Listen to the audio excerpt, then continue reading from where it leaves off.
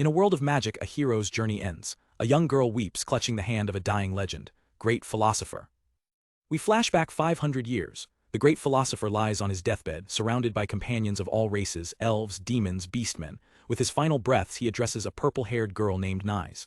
Nise, I want everyone here to listen. He struggles to speak, his voice a mere whisper. I. His followers lean in, hanging on his every word. His final confession shocks them all. I can't use any magic at all. And with that, his life came to an end. The story jumps forward 500 years, to the Grand Laran mansion. Here we meet our protagonist, a 5-year-old boy named Masel Laran. Masel spends his days lost in the massive family library, devouring every book he can get his hands on. Suddenly a cheerful voice cuts through the silence. Oni-chan. It's his adorable 3-year-old sister, Larsa, running towards him with a huge book. Larsa, please read me a book. Masel smiles, happy to oblige. Of course, wait. He takes a closer look at the book and his eyes go wide.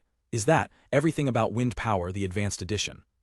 He looks at his little sister in disbelief. Larsa, did you read the beginner's edition all by yourself? She beams. Yeah. Masel is completely floored. He pulls her into a tight hug, shouting, you're a genius. He pulls back, a thought striking him. Then can't you just read this one by yourself? Larsa shakes her head. Nope. She gives him the ultimate puppy dog eyes. Larsa wants Oni-chan to read it. Masel's big brother heart stands no chance. He melts instantly. Is that so? Then I'll read it to you. But then he remembers his own shortcomings and hesitates. Oh, but. He looks away, his voice quiet. I'm someone who can't use magic, teaching you would be. Larsa immediately jumps to his defense. That's not true, mother and father said so. Her eyes sparkle with unwavering faith. You're the great philosopher reborn, someday you'll be the hero who carries the world on his back. Masel thinks to himself about the legend she's talking about. The great philosopher of O, the world's greatest magician from 500 years ago, who famously had zero magic. This legendary figure was respected by everyone, humans, beastmen, and demi-humans alike. And his entire family, especially Larsa, is completely convinced that he, Masel, is that philosopher reincarnated.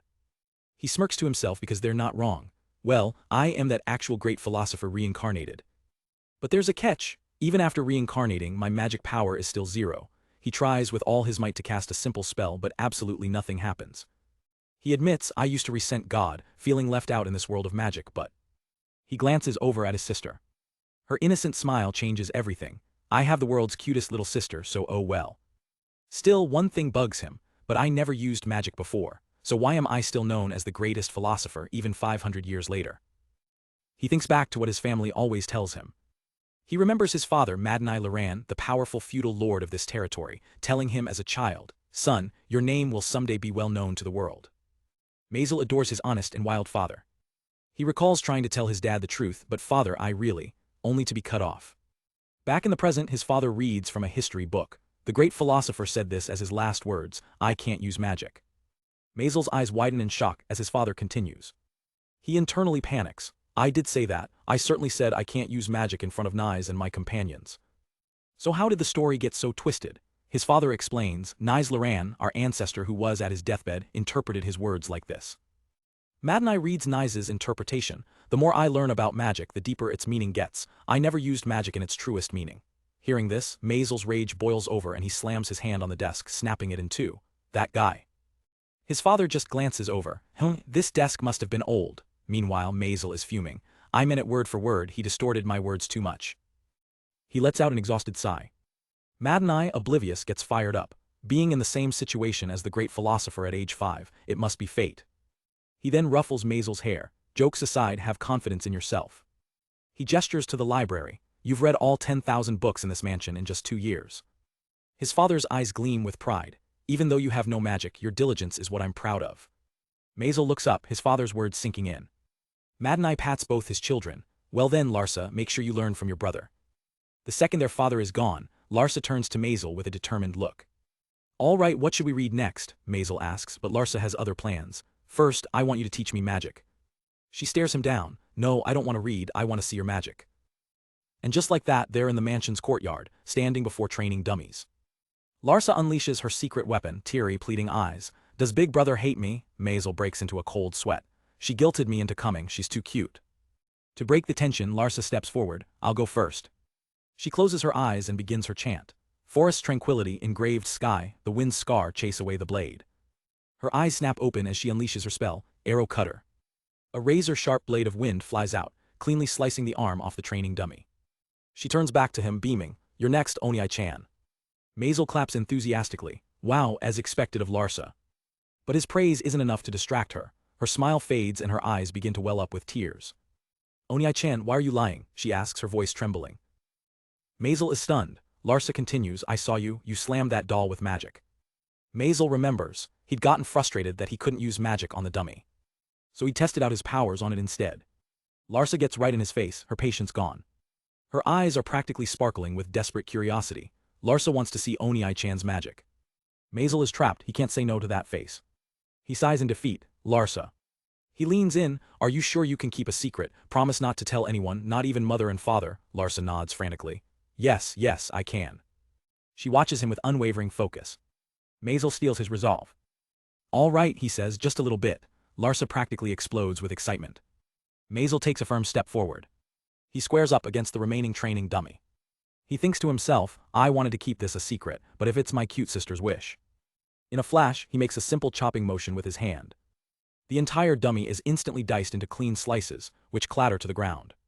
Larsa is speechless, completely frozen in awe. Masel facepalms, realizing his mistake. "Oh no, I must have overdone it." Larsa finally finds her voice, squealing with delight. "Wow, amazing, even father couldn't break that." She looks at him with pure admiration. "So you really are the rebirth of the greatest philosopher." Masel just sweats and laughs nervously. "Haha, I don't know about that." He's more worried about the mess. Putting that aside, I broke the doll again, but Larsa remembers something else. "But Oni-chan can fix that too, right? I saw that too." With a sigh, Masel gathers the pieces and holds them together. In an instant, the dummy reassembles itself perfectly.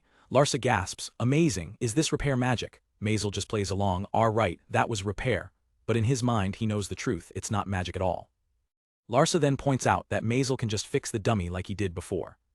With a sigh, Masel gathers the broken pieces and effortlessly reassembles the training dummy. "There," he says, patting it back into place. Larsa's eyes sparkle with awe, "Amazing, just like before." She immediately asks, "Is this repair magic?" Masel, caught off guard, stammers, "All right, that was repair." He almost tells her the truth, thinking to himself, well actually, it's not magic, it's... But before he can explain, Larsa interrupts him. "Hey, Oni-chan." Looking up at him with pure admiration, she asks, "If I study and practice hard, will I be like Oni-chan someday?" Seeing her innocent, hopeful face, Masel decides to just play along. "Of course, you'll surely be the best magician." His words fill Larsa with a radiant happiness. Fired up, she clenches her fists. "I'll practice more and more." Masel smiles, yes. 2 years pass in the Larsa territory. In the town square, some local kids are showing off their magic. One proudly conjures a tiny flame on his fingertip. "Look, I can make fire appear on my fingers." Another boy chants an incantation, creating a slightly more impressive fireball. The origin of a blaze, the red-hot crimson fire bolt. Masel, now 7 years old, steps forward with a 5-year-old Larsa looking unimpressed. "You guys are amateurs, Larsa can do so much more." Larsa takes a deep breath, her focus absolute as she begins her chant. Howling forest, sealed sky, murmuring wind. She unleashes her power with a shout. Wind break. A razor-sharp blade of wind slices through the air, snapping the other boy's stick clean in two. The boy is left speechless, staring at the smoldering remains of his stick. The other kids are so impressed that one of them immediately proposes marriage. "Being able to use such strong magic, please marry me." Suddenly, a very serious-looking Masel appears, arms crossed. His overprotective big brother instincts kick into overdrive. Larsa is only 5 years old, becoming a bride. "It's still 2, he stammers while Larsa looks on, completely oblivious. Masel's mind flashes to a terrifying future where a grown-up Larsa tells him she's getting married. The vision sends him into a full-blown panic attack. "I'll never let her be a bride." His dramatic outburst completely freaks out the other kids, who try to comfort a confused Larsa. Once the chaos dies down, one of the boys turns to Masel. "That reminds me, are you able to use magic now?" Masel smiles cheerfully, not a hint of shame in his voice. "I still can't use magic." The kids murmur amongst themselves. "Ah, I see, as expected, having zero magic." "So the rumors were true," one of them says. Larsa immediately gets defensive. "What rumor?" She stands proudly in front of her brother. "Masel is a late bloomer, that's all. He'll become a great philosopher in the future." Her fierce loyalty inspires the other kids, who quickly offer their support. Masel awkwardly thanks them. Larsa looks at her brother with unwavering faith. Oni-chan is actually great. Just then, Masel spots one of his friends, Negame, walking dejectedly down the street. He calls out, "Hey Negame, let's play together." But Negame barely looks up, declining the offer. "Sorry, I don't want it today." Masel wonders what's wrong, and another boy explains it must be because of what happened to the fields. He elaborates that green wolves have been attacking, destroying the crops and even damaging Negame's house.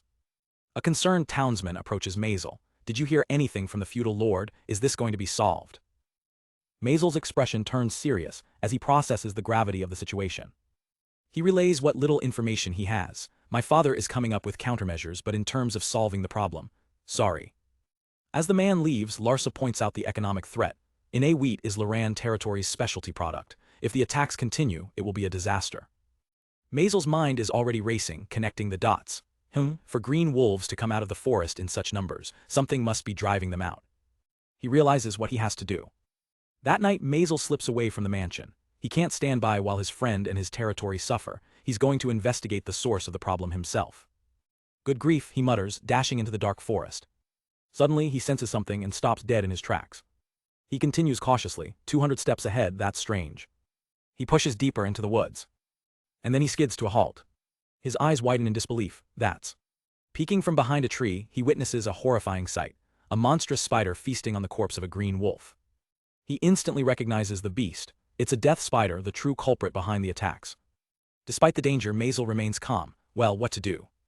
He weighs his options. If I let the guild know, they'll know that I left town without telling anyone. He makes his decision. Okay, then. A cold, determined look crosses his face. I'll just defeat it with my power. Masel steps into the clearing, confronting the giant monster. The death spider lets out a piercing shriek and immediately charges at him. Masel stands his ground, completely unfazed. The spider lunges, its massive legs poised to strike. But instead of a physical blow, it prepares a different kind of attack. It opens its maw and unleashes a stream of black liquid. The viscous fluid is a potent neurotoxin. Masel is hit head-on, completely drenched in the poison. Ugh. He casually spits some out. Bleh, I got some in my mouth. The spider looms over him, expecting its prey to be paralyzed. It seems to mock the boy, thinking he should be helpless. After all, a single drop of its neurotoxin is enough to incapacitate any normal creature. But Masel just wipes his chin. He stands up with a smirk, completely unharmed. Poison doesn't work on me. He explains to the baffled monster, in my past life, I trained really hard, so I have antibodies for various types of poisons. His eyes gleam. Okay, so it's my turn now. He knows he can't just kill it. I have to keep you intact. I still have to find out the reason for the incident. He raises his hand, if that's the case, with a sharp snap of his fingers. A single concentrated droplet forms at his fingertip. This is the best way. He flicks the droplet, sending the tiny projectile flying directly into the spider's body. The effect is instantaneous. The massive beast begins to convulse violently, its legs twitching uncontrollably. Masel watches his plan unfold perfectly. He explains his method. While his antibodies are a medicine for him, in extreme concentrations, they become a potent toxin. I multiplied the antibodies in my body by a few thousand, then shot it into your body. This was also part of my training in my past life. He clenches his fist, revealing the true name of his incredible ability. That is my power, physics. The death spider lies on the ground, neutralized but still alive. Masel turns away, his work here done for now. I'm glad it worked. Now, he says, ready for the next step. The legend of the young philosopher was only just beginning. At the local adventurers guild, things are tense. The guild master Dodrejev stands with his arms crossed, a grim expression on his face. He thinks to himself, damages are only increasing, and we have a severe shortage of adventurers. On top of that, getting backup from other regions is impossible right now. Suddenly, a staff member bursts through the door, shouting his name. She yells the death spider in the West Forest was subdued. Dodrejev, lost in his own worries, barely registers her words. Yeah, the death spider, huh? Listen to me, compared to that other thing in the West Forest.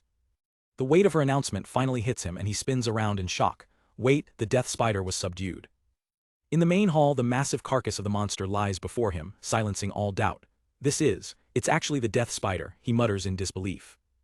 An adventurer reports a team of D rankers found it. It was just the corpse though, they didn't fight it.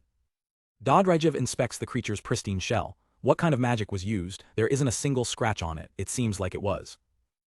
His mind races, connecting the dots. Poison magic, and a potent one at that, if someone really took down a death spider with poison. A single, legendary title comes to his mind. This has to be the work of the Zero Philosopher. Meanwhile, deep in a forest, the very boy responsible is out for a walk.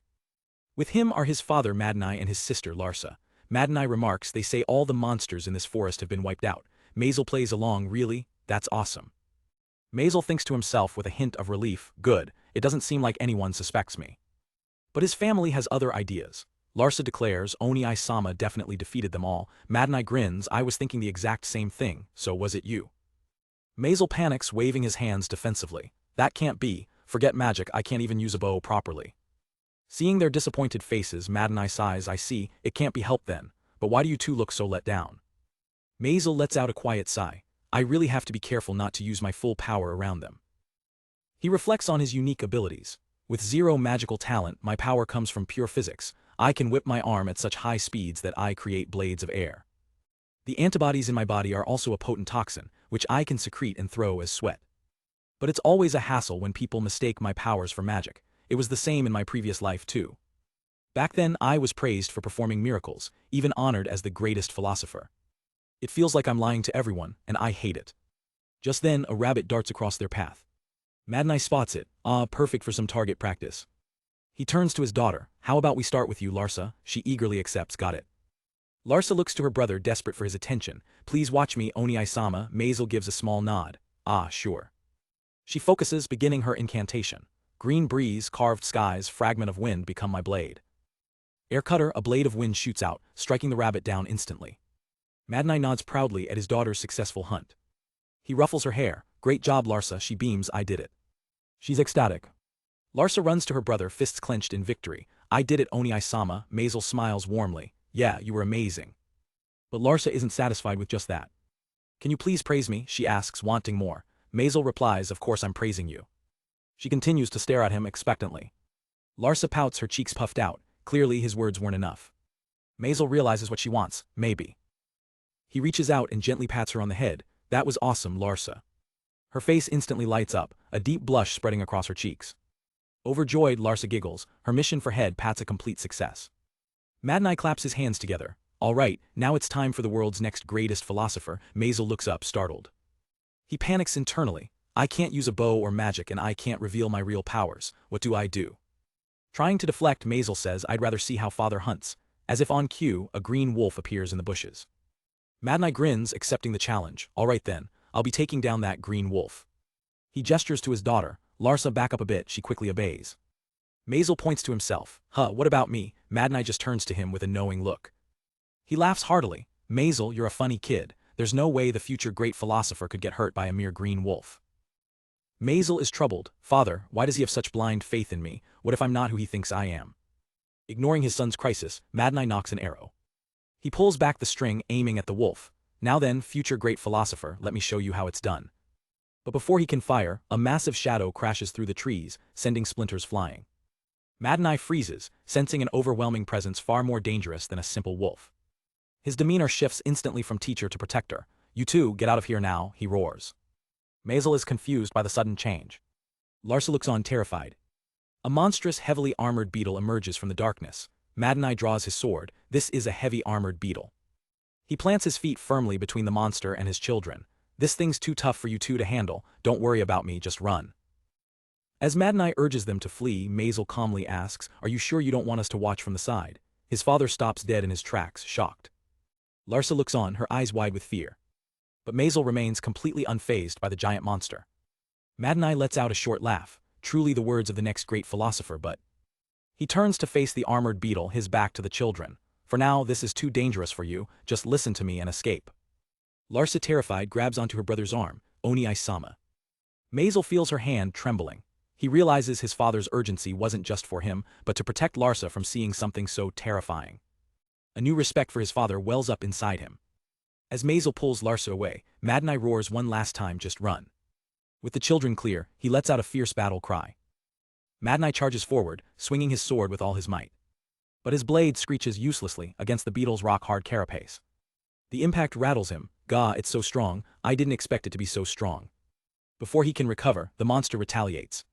A powerful leg smashes into Mad, sending him flying. He's thrown across the clearing, his sword clattering to the ground. With Mad neutralized, the heavy armored beetle spreads its wings. Lying on the ground, Mad can only watch in horror. The monster takes to the air, heading straight for the children. Masel, Larsa. He screams desperately from the forest floor, get out now. The massive insect descends upon them like a shadow of death. It dives, ready to crush them in an instant. Larsa clings to her brother, crying his name in pure terror, Oni-sama. Seeing his sister's tears, something inside Masel snaps.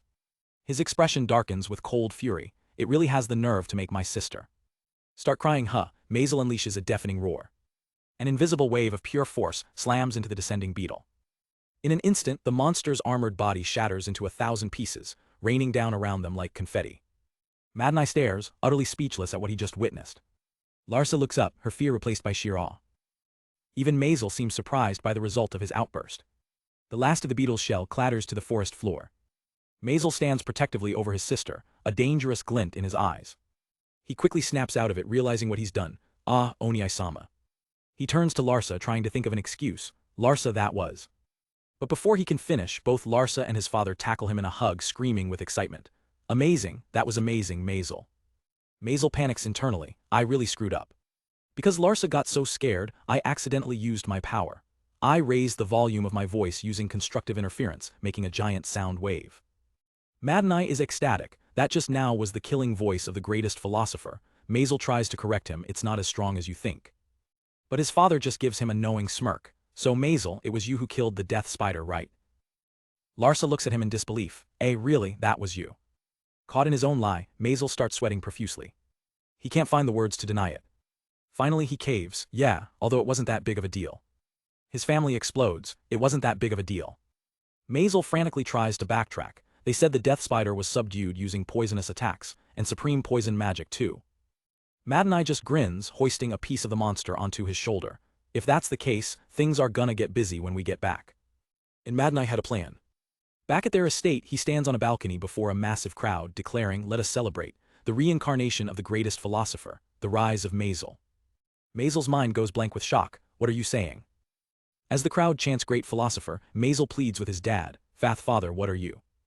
Mad Eye booms over the cheers. This party is to celebrate the first hunt of the legendary philosopher Masel. Masel shouts back, you're going way too overboard. Spotting his mother and Larsa arriving, Masel sees a glimmer of hope. Father, can I say something? Mother is here too. He thinks I'm saved. These two can talk some sense into father and get him to stop. But his mother only adds fuel to the fire. Father, why don't we make today into a new holiday? Mad Eye roars in approval. That's a great idea. He immediately turns back to the adoring crowd. Everyone, listen up. Masel watches in horror, his last hope completely gone. Let this day of the year be marked in history as the day of the first hunt of the great philosopher, Masel. Masel can only stare in abject terror. His horrified scream echoes from the grand estate. You're going way too far, father. In a world where science clashes with sorcery, one man stands apart.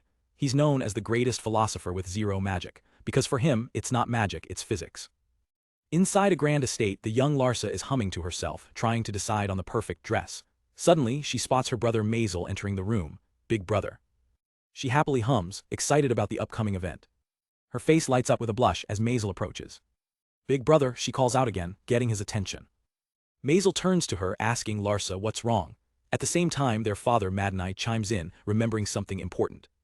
Confused, Larsa asks, will you be wearing your usual clothes, brother? Where are we going? The upcoming event is a true test of etiquette for the daughter of a feudal lord. Mad Eye begins to explain the situation. Well, technically, it's a face-to-face meeting. It's a great opportunity to export RNA wheat to the Principality of Amas. If this goes well, he continues, it'll enrich Loran's territory even more. Masel seems hesitant. Are you sure it's all right for us to follow you to such an important place? But his father scoffs, isn't it obvious? Larsa and Masel look at him, completely puzzled. Mad Eye launches into a grand speech, hyping up his children. On one hand, you have the miraculous return of the great philosopher, Masel, and on the other, gifted with both intelligence and beauty, you have Larsa. He declares this is a huge opportunity to appeal to the most powerful people in the world. But Masel quietly protests, I'm not exactly the great philosopher. Ignoring their father's theatrics, Larsa turns to her brother. Blushing, she nervously asks, at the ball later. Let's dance together. Masel's face breaks into a wide, genuine smile. Yeah. Larsa is so overjoyed, she practically explodes with happiness. Still beaming, she tells him, my new dress. I'm looking forward to you seeing it. Masel, completely missing the point, replies, if it's a dress, I could just see it here. Larsa's happy expression instantly vanishes, replaced by a dead, hollow stare. Mad Eye sighs. I suppose even Masel, the great philosopher, is unfamiliar with the hearts of women. Larsa hides her face in despair, whispering, this is the only flaw I see in you, big brother, but this is too much. Changing the subject to avoid any more awkwardness, Mad Eye announces, now, there are some people I would like to introduce before we head out. He gestures to the door and calls out, come in. The doors swing open to reveal a squad of 4 battle-ready women. Their leader steps forward. "Yo, we're the Cowhorn Destroyer Guards." "I'm Katlia," she says with a smirk. The tall, elegant one introduces herself. "I'm Arrow." The one with the witch's hat follows. "I'm Frey." And the quiet, masked one finishes. "And I'm Ash." Mad and I looks them over. "So they were all women, huh?" Katlia immediately bristles. "Regardless of your status, if you underestimate us because we're women, you'll get hurt." She places a hand on the hilt of her blade. With a dramatic flourish, she draws her massive cutlass and licks it. "My cutlass has sucked the blood of many pricks." And in the next moment she bites her own tongue. "Ouch," her squadmates sigh in unison. "She cut her tongue again. Elder sister, that's dangerous." Mad and I is completely unimpressed, muttering to himself, "This is why we didn't have work for 10 days. If we don't make a move here, we're going to be underestimated." Having seen enough, he makes a swift decision. "Replace them." "Come on, Sebastian," the guards are stunned. "Why?" Katlia panics and grabs onto the feudal lord. "No way, my lord, we can't have our guards stirring up anxiety." As Mad Eye tries to shake her off, Masel watches the chaotic scene unfold. He thinks to himself, "I somehow pity them." Masel decides to intervene. "Father, please reconsider your decision." At the sound of the great philosopher's voice, Mad Eye stops. "Well, if the great philosopher says so." The guards turn, finally realizing who they're in the presence of. Their entire demeanor shifts from desperation to adoration as they swarm Masel, fawning over the legendary figure. Overwhelmed by the sudden attention, Masel bluntly tells them, "Please go away." Larsa sighs at her brother's social skills, then gives a thumbs up and casually casts Arrow Wind, sending the guards tumbling away in a mini tornado. Once they've recovered, a dazed Katlia asks her team, "So, is the great philosopher really that awesome?" Ash grabs her, absolutely scandalized. "Elder sister, you don't know, he was the savior of his time, the one who defeated that death spider and heavy beetle." Katlia's eyes widen as she processes the information, and the potential reward money. Meanwhile, Masel is just happy that this job means he'll get to eat a decent meal. Still, he can't help but think to himself, just replace them. Why? Despite the rocky start, the guards are hired, and the group begins their journey by carriage. Later that night, they make camp. As the caption confirms, the guards didn't have to get replaced after all. Everyone gathers around a large pot of stew. "It's been a while since I've had a decent meal," Arrow exclaims. Masel serves a bowl to his sister, who thanks him warmly. The wild boar stew bubbles over the campfire. The guards savor every bite, absolutely ecstatic to be eating such delicious food. They reflect on their incredible luck. To escort the reincarnation of the great philosopher, it's like a dream, Frey says. "I'm glad I quit being a bandit," Ash adds. This gives Katlia an idea. "Oh, by the way, did you know that bandit magic also originated from the legendary great philosopher?" Masel is pretty sure that never happened, but Ash eagerly jumps in. But the great philosopher's magic was created to help people." Ash passionately recounts the legend of how the great philosopher used his detection magic to find a labyrinth for a struggling village, giving them the tools to explore it, tools that evolved into modern bandit magic. Masel, however, remembers the actual, far less glamorous truth. He'd simply stumbled upon a labyrinth by accident while helping a village of bandits hunt for food. He sweats, realizing with dawning horror, the story's been altered so much. The conversation continues, with Frey asking then, "Is Ash's trap disarming magic also detection magic?" Ash proudly confirms yes. The guards continue to sing praises of the great philosopher's amazing magic, completely unaware of the real story. But their peaceful dinner is abruptly interrupted as a gigantic, hairy foot slams into the ground right beside their camp. As they travel, Larsa suddenly stops, her eyes wide. "Big brother, there's something approaching us, be careful." Before they can react, a colossal beast bursts from the trees. The guards gasp in terror. It's a mount ape. Masel, however, remains perfectly calm, observing the monster with a neutral expression. The guards are already panicking. "Elder sister, fighting a mount ape is a bad idea," Arrow cries out. Frey agrees, shouting, "There's no way we can win," but their leader Katlia stands her ground. "We won't know if we don't try." Ash tries to quiet her down. "You're talking too loud, elder sister," but Katlia just yells back, "Shut up." With a determined glare, Katlia issues a command, "Don't get too close. If you get caught, you're dead, got it?" Watching this unfold, Masel can only think one thing. Is this guy really that hard to deal with? Ignoring him, Katlia lays out the plan. Arrow and Frey keep up the long-distance attacks. Ash, hit it with your favorite secret attack. Ash steps forward, gathering magical energy into her staff. Fire blaze, scarlet and crimson vermilion arrow. "Flame arrow," she screams, unleashing a torrent of fire. But the attack hits nothing but dirt. The mount ape moved in a flash. In the blink of an eye, the beast's shadow looms over Ash. She looks up in sheer terror. A massive backhand sends her flying through the air. The others watch in horror. "It's too fast." Arrow mutters, "It didn't even flinch from the fire." The mount ape smirks, seemingly thinking to itself, "They're too weak." Katlia grits her teeth, realizing their ranged attacks are useless. She makes a split-second decision. I'll go. We're switching, she yells to her squad. I entrust the feudal lord to you guys. Ash, bruised but conscious, cries out, Elder sister, it's dangerous. But it's too late. Katlia charges forward, facing the towering monster head-on. As she gets closer, the sheer difference in power becomes terrifyingly clear. Her mind screams, see crap. Just as the ape is about to strike, a calm voice cuts through the chaos. Stop. Masel steps in, throwing a casual punch. The punch releases a powerful shockwave that slams directly into the mount ape's jaw. The impact is so immense, it sends one of the ape's massive fangs flying. The cow-horn destroyer guards can only stare, their faces frozen in utter disbelief. With a final roar of pain, the colossal beast crashes to the ground, defeated. Masel dusts his hands off with a satisfied smile. All right. Katlia stares at him, completely stunned. Gee, great philosopher. She grabs him by the collar, shaking him frantically. Forgive me, mighty great philosopher. Masel just looks confused. That's not what I meant. Frey the mage begins to connect the dots. They say that attack could smash even orichalcum to pieces. She gasps. The legendary great boost magic, I've never even heard of it.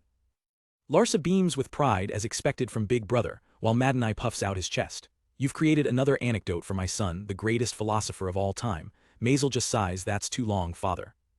But their celebration is cut short as both Masel and his father sense another presence. The ground trembles under the weight of heavy footsteps. From the shadows of the forest, not one, but 3 more mount apes emerge. The guards completely lose their composure. There's 3 more, Katlia shrieks, we're doomed, mama. Manhwa, however, remains completely unfazed. He simply tells his terrified guards then, I guess you should take a look. As Katlia stammers, Masel steps forward, his leg beginning to glow with intense heat. Everyone's tired, he says calmly. The ultra-high-speed vibration of my leg creates fire from friction with the air. Sorry, but I'll end this in one go. With a powerful cry, Masel unleashes a devastating kick, sending a tidal wave of flames rushing towards the apes. Katlia's jaw drops. Arrow's eyes go blank with shock. Ash looks like she's seen a ghost. And Frey is just speechless.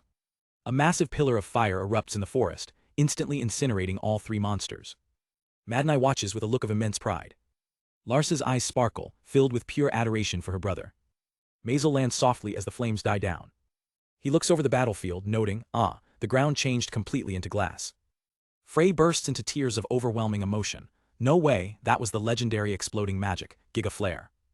She's so moved she can barely speak. I never expected to witness this with my own eyes. Masel quickly tries to correct her, it's different, it's just physics, Frey.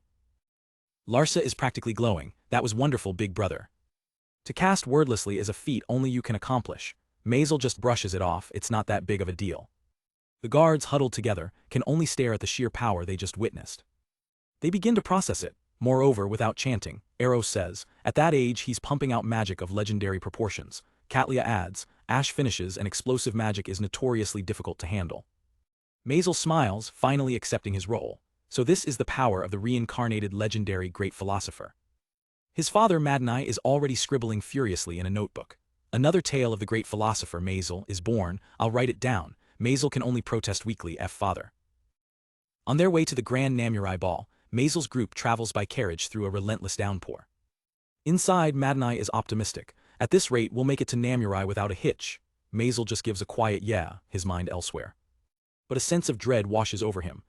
I have a bad feeling about this. Suddenly the carriage jolts to a violent halt, throwing Larsa from her seat. Masel reacts instantly, catching her before she falls. Are you okay? Larsa looks up, her face flushed. Yes, thank you, Big Brother, Masel can only wonder, she somehow looks happy. The carriage screeches to a complete stop, confirming Masel's suspicion that something is wrong. The stage is set for a new chapter in the life of the great philosopher.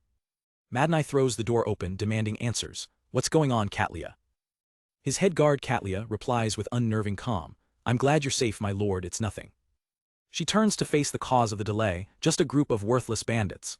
A hulking man steps forward, annoyed at being ignored. Hey, did you hear me? The bandit leader grins menacingly. Oh well, give us your baggage and rice and I'll let you live. Katlia scoffs in his face. That's a funny joke.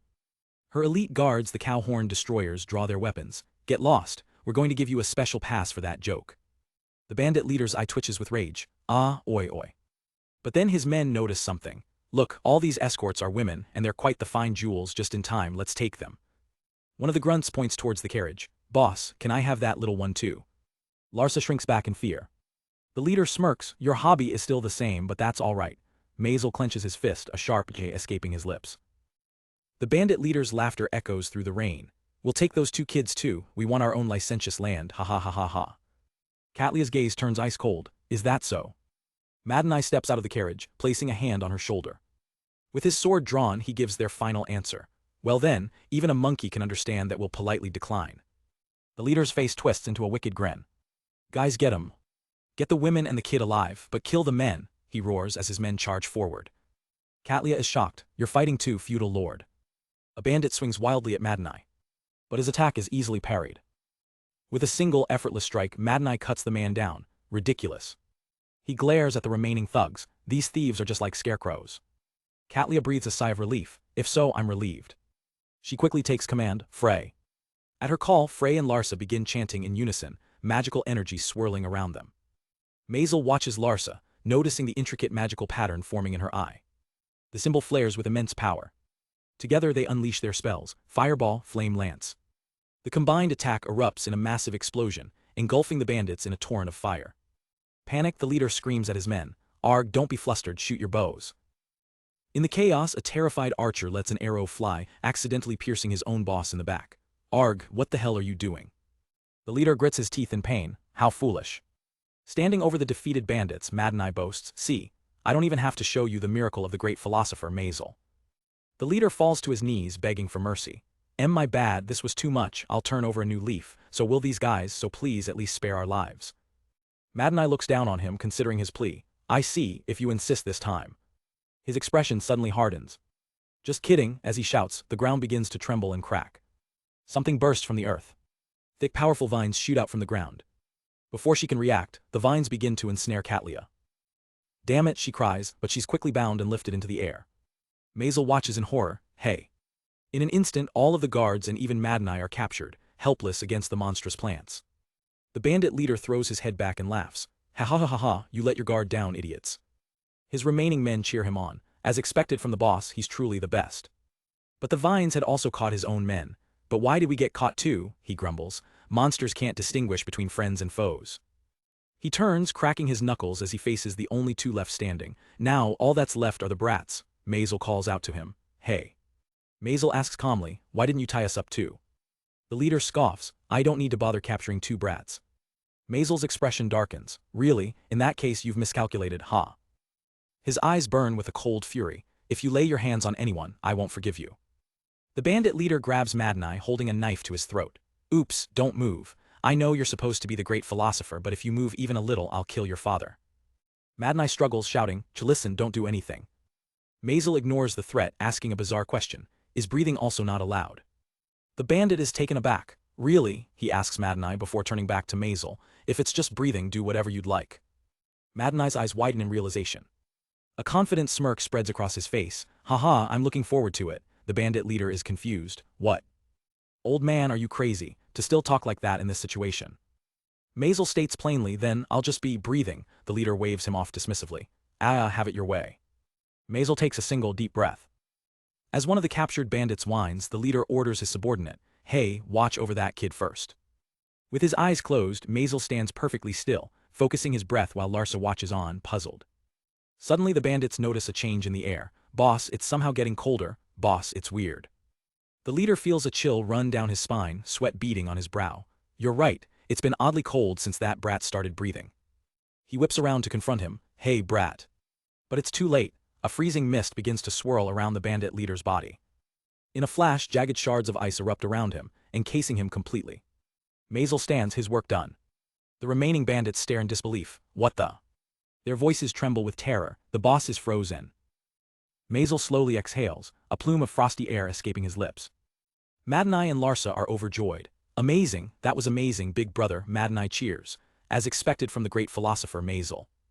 But Masel looks down at his hands, confused and shaken. He seems just as surprised by his own power as everyone else. Frey the mage recognizes the spell with utter awe.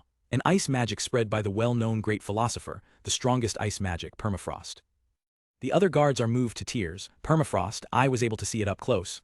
I'm so moved. Noticing Larsa is oddly quiet, Masel turns to her. Larsa. He places a hand on her forehead, concerned. Are you cold? Are you okay? Larsa's face turns beet red, steam practically rising from her head. No, it's very hot now, she exclaims, flustered. Trapped in his icy prison, the bandit leader can only curse his failure. Damn it, If I was able to steal the rice, I could have made money.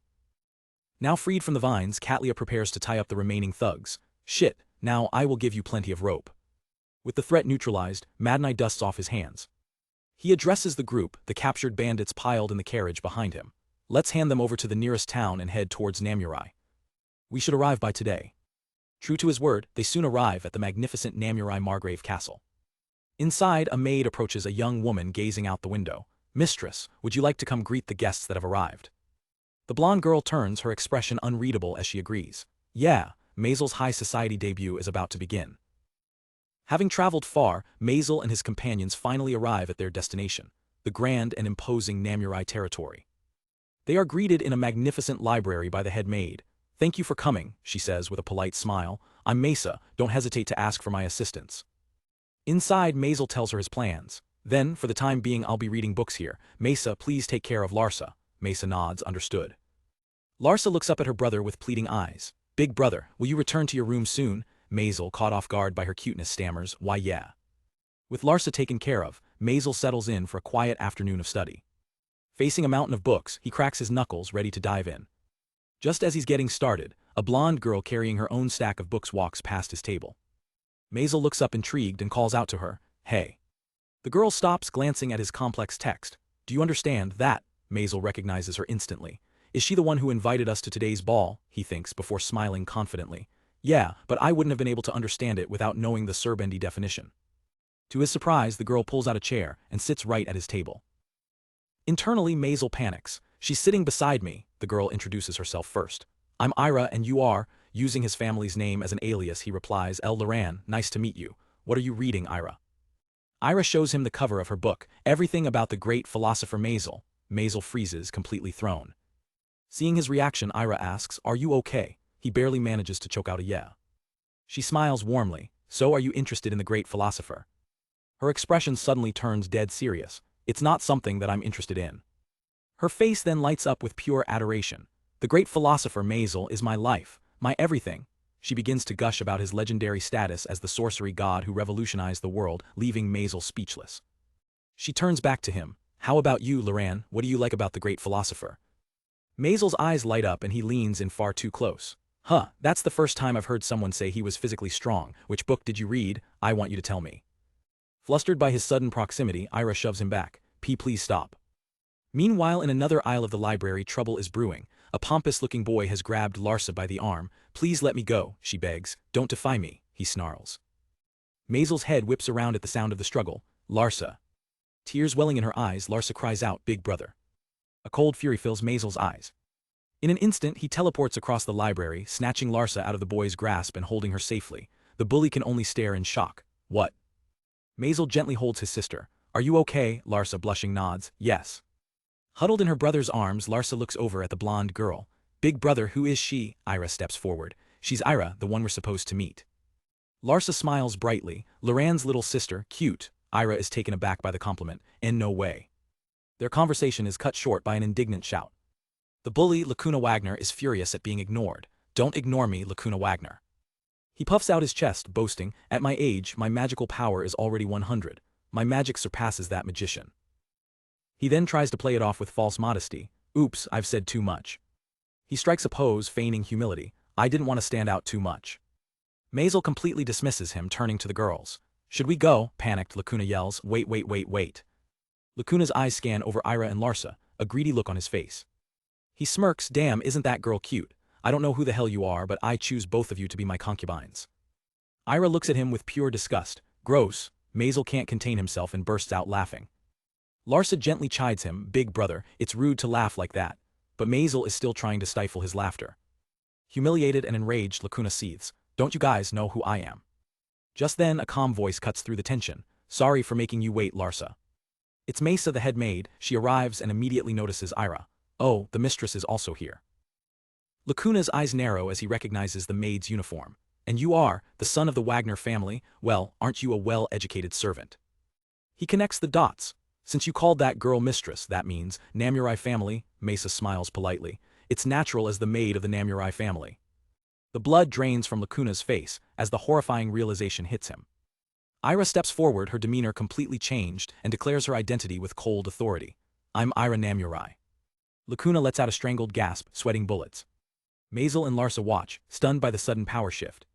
Ira fixes Lacuna with an icy stare. Lacuna Wagner, apologize to my friends and my maid. Lacuna freezes, his arrogance completely shattered. He grits his teeth, trembling under her gaze.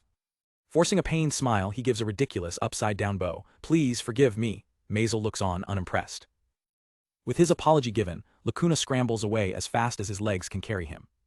Mesa bows to the group. I apologize for the inconvenience. Ira, however, is focused on something else. She looks at Masel, finally connecting the dots. Masel. She asks hesitantly, Masel, the one rumored to have zero magic power. Larsa beams with pride. Yes, Big Brother is the current great philosopher. Ira's mind blows a fuse. She immediately launches into the exact same speech as before. The great philosopher Masel is my life, my everything. Masel can't help but shout, I already heard you say this just now. Ignoring him, she gets right in his face, her eyes sparkling. No way, I didn't expect to meet the reincarnation of the great philosopher. I'm moved. Masel shrinks back. No tilde, too close.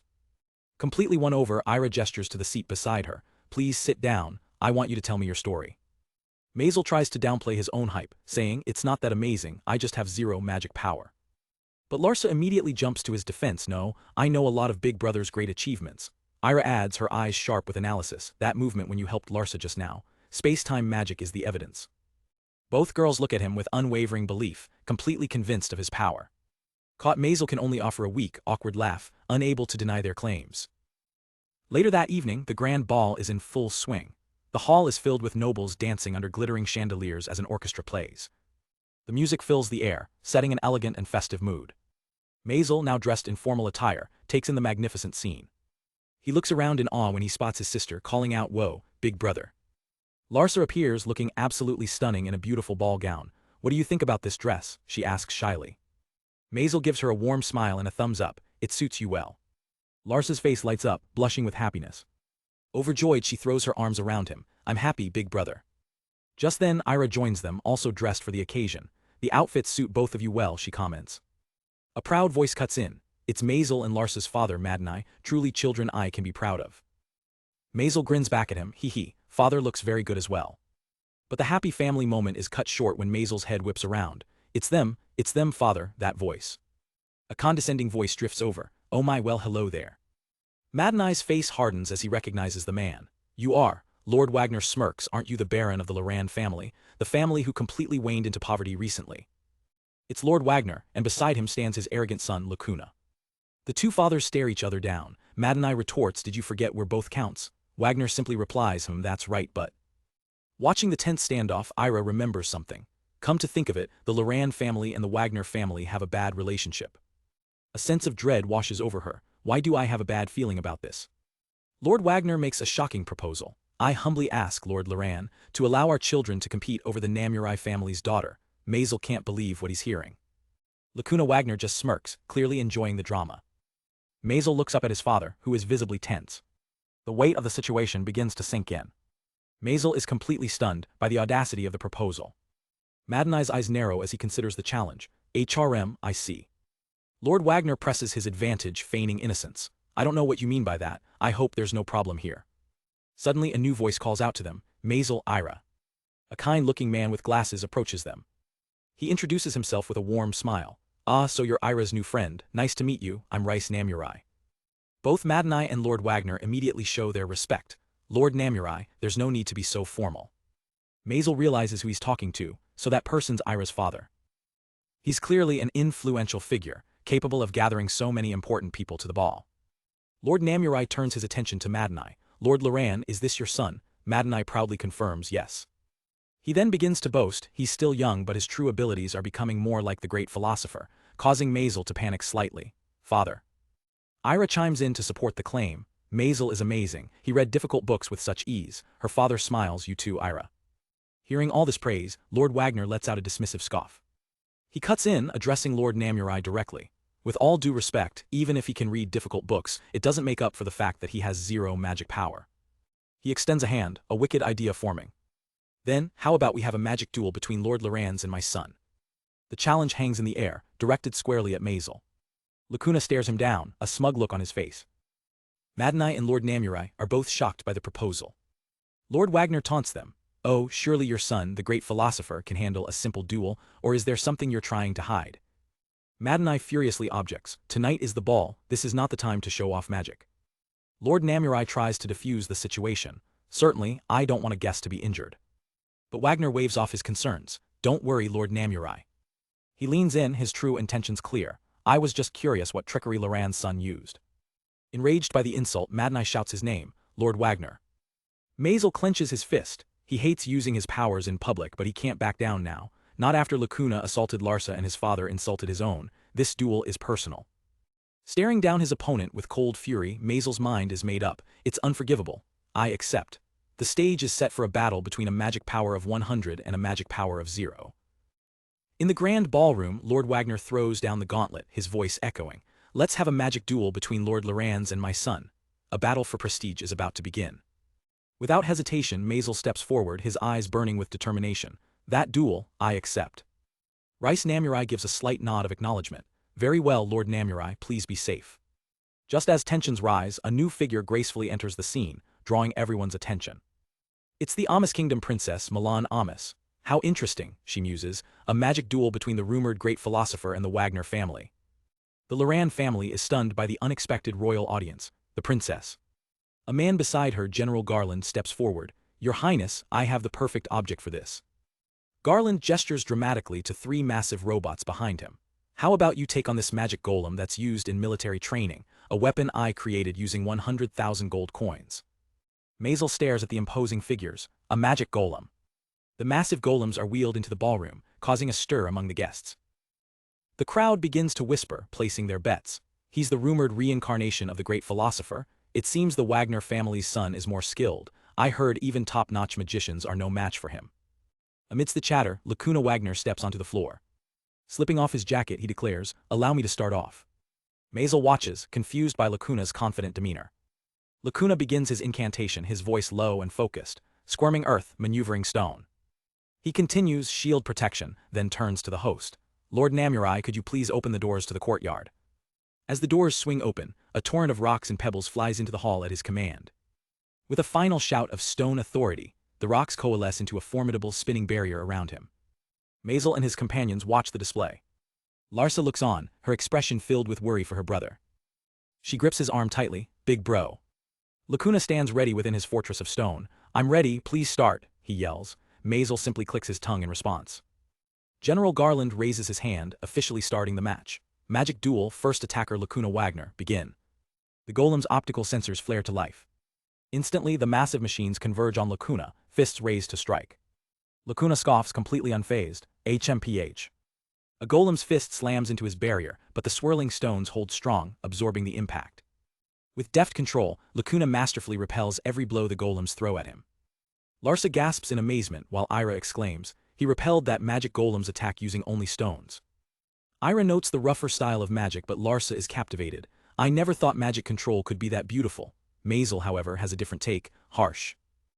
The golems press their advantage, attempting to crush Lacuna's stone defense with brute force. A guest cries out in alarm, the Wagner family's son is surrounded. But Manhwa smirks knowingly. You people don't understand anything, the true magic of Lacuna is. Suddenly, a loud crash echoes through the hall. Lacuna bursts from the rubble, turning his defense into a devastating offense. Manhwa finishes his thought with satisfaction, counter. A golem's arm, completely shattered, clatters to the floor. Even Masel seems slightly impressed by the move. General Garland is utterly floored. Ridiculous, one of my magic golems got destroyed. A golem made of orichalcum, strong against physical and magic attacks, was so easily defeated. Composing himself, Garland pats Lacuna on the shoulder. That was some amazing magic, thank you. His eyes then shift, locking onto his next target. He turns to Masel. Next is your turn, Masel Loran, are you ready? Masel's expression is calm and resolute. Yes. Larsa is practically vibrating with excitement. I'm looking forward to Big Brother's magic now, this hall will surely be blown away, Airan nervously tells her, that's a bit much. General Garland lets out a dismissive, HMPH. He looks down on Masel. Then, the reincarnated owner of the admired great philosopher, let's see what you've got. With a roar, Garland gives the command, begin. The remaining golems activate, their eyes glowing with menacing light. One lunges forward, its massive fist aimed directly at Masel. In the blink of an eye, Masel vanishes. The golems, unable to stop their momentum, crash into each other with a deafening clang of metal. The crowd shouts in confusion. He disappeared. No, he's up there. Masel flips gracefully through the air, soaring above the clumsy machines.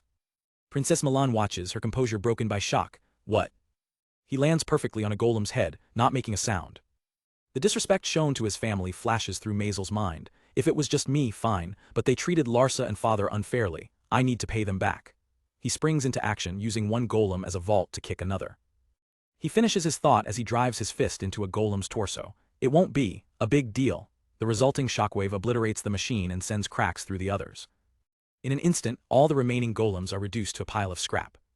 An eerie silence falls over the entire ballroom. Masel looks around, genuinely confused by the dead silence. Lord Wagner and his son Lacuna are frozen, practically steaming from the sheer shock. Madnai and Ira are completely speechless. General Garland is sweating profusely, his face a mask of pure, unadulterated horror. Masel breaks the silence, looking utterly lost. What? The crowd finally finds its voice, erupting in a wave of disbelief. He decimated all of the magic golems, with just his bare hands. The reality of the situation dawns on Masel. By any chance, did I overdo it? Before he can process it, Madnai and Larsa tackle him in a celebratory hug. His father beams with pride. You're surely the great philosopher, magnificent, Larsa cheers, as expected from Big Brother. You're the best, the peak, the strongest. Amid the praise, Masel glances over and notices something is wrong. He sees General Garland kneeling on the floor, shrouded in an aura of despair. General Garland. The general is lost in his own world of financial ruin. 100,000 gold coins, 5 golems, gone, ha ha ha. Masel turns to his father, concerned. Father, is this okay? Do we need to pay compensation? Princess Milan intervenes smoothly. There is no need for that. The Wagners also said nothing. She glances at the now empty rice bowl on a nearby table. Turning back to Masel, she offers a compliment. Nevertheless, that was magnificent magic. She then gracefully extends her hand towards him. Madnai quickly nudges his son. Masel, invite Her Highness to a dance, don't make her wait. Flustered Masel stammers, shall we dance together? Princess Milan smiles warmly, taking his hand. I would be delighted.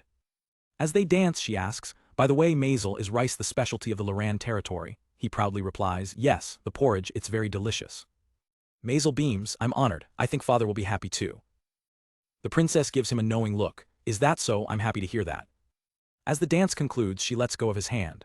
Then, I'll take my leave, I'll be scolded if I keep those ladies waiting. From the sidelines, Larsa and Ira watch with unconcealed jealousy. Milan leans in close and whispers, also, thank you for the good memory, leaving a bewildered Masel behind. Seeing her chance, Larsa rushes forward, calling out, Big Brother. She grabs his jacket, pouting, Masel, dance with me. Masel is immediately swept away by his crying sister. Larsa has been waiting the whole time, she sobs as he tries to comfort her. While the siblings have their moment, Princess Milan approaches Madnai with a serious expression. She gets straight to the point. Tonight's rice dish, it originally wasn't supposed to be porridge. I just happened to overhear, she adds with a sly look. She assures him, I will also investigate the scoundrels behind all of this. Madnai can only offer his thanks.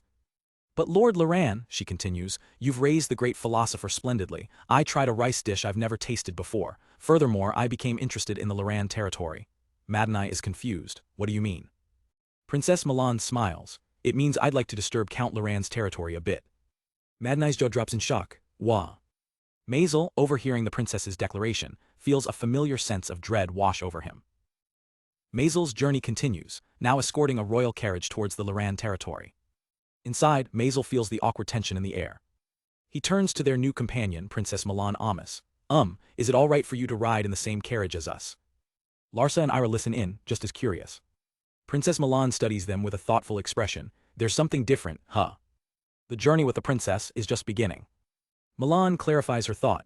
It's the tone of speech. I wanted to talk a lot more casually, she explains to a confused Masel. Leaning in, she makes a request. First, I would like you to change the way you address me. Your Highness Amos is too formal. Masel sweats, completely flustered. That's no good, right? Then how about Your Highness Milan? He tries again, dropping the title, Milan, but before the princess can respond, Ira shouts, what? Ira objects passionately. I wanted to be called Milan, Princess Milan, how about Princess Milan? The princess lets out a sigh. With a deadpan look, she points out the obvious, isn't that more formal? Ira's argument completely deflates. Larsa, trying to be helpful, jumps in. Larsa, that was unexpected. Princess is hard to approach. There are a great number of men who would like to get closer to someone as beautiful as Princess Milan. No. Milan smirks, unfazed. It doesn't bother me. Although I didn't expect a man like the great philosopher to say something like that. If we were a bit closer you might be called a player. Larsa, completely missing the point, blurts out, what do you mean? Big brother, do you like women who are 1 year older than you?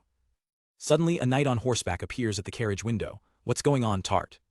The knight Tart delivers a grim warning. There are bandits, your highness, so please don't come out of the carriage.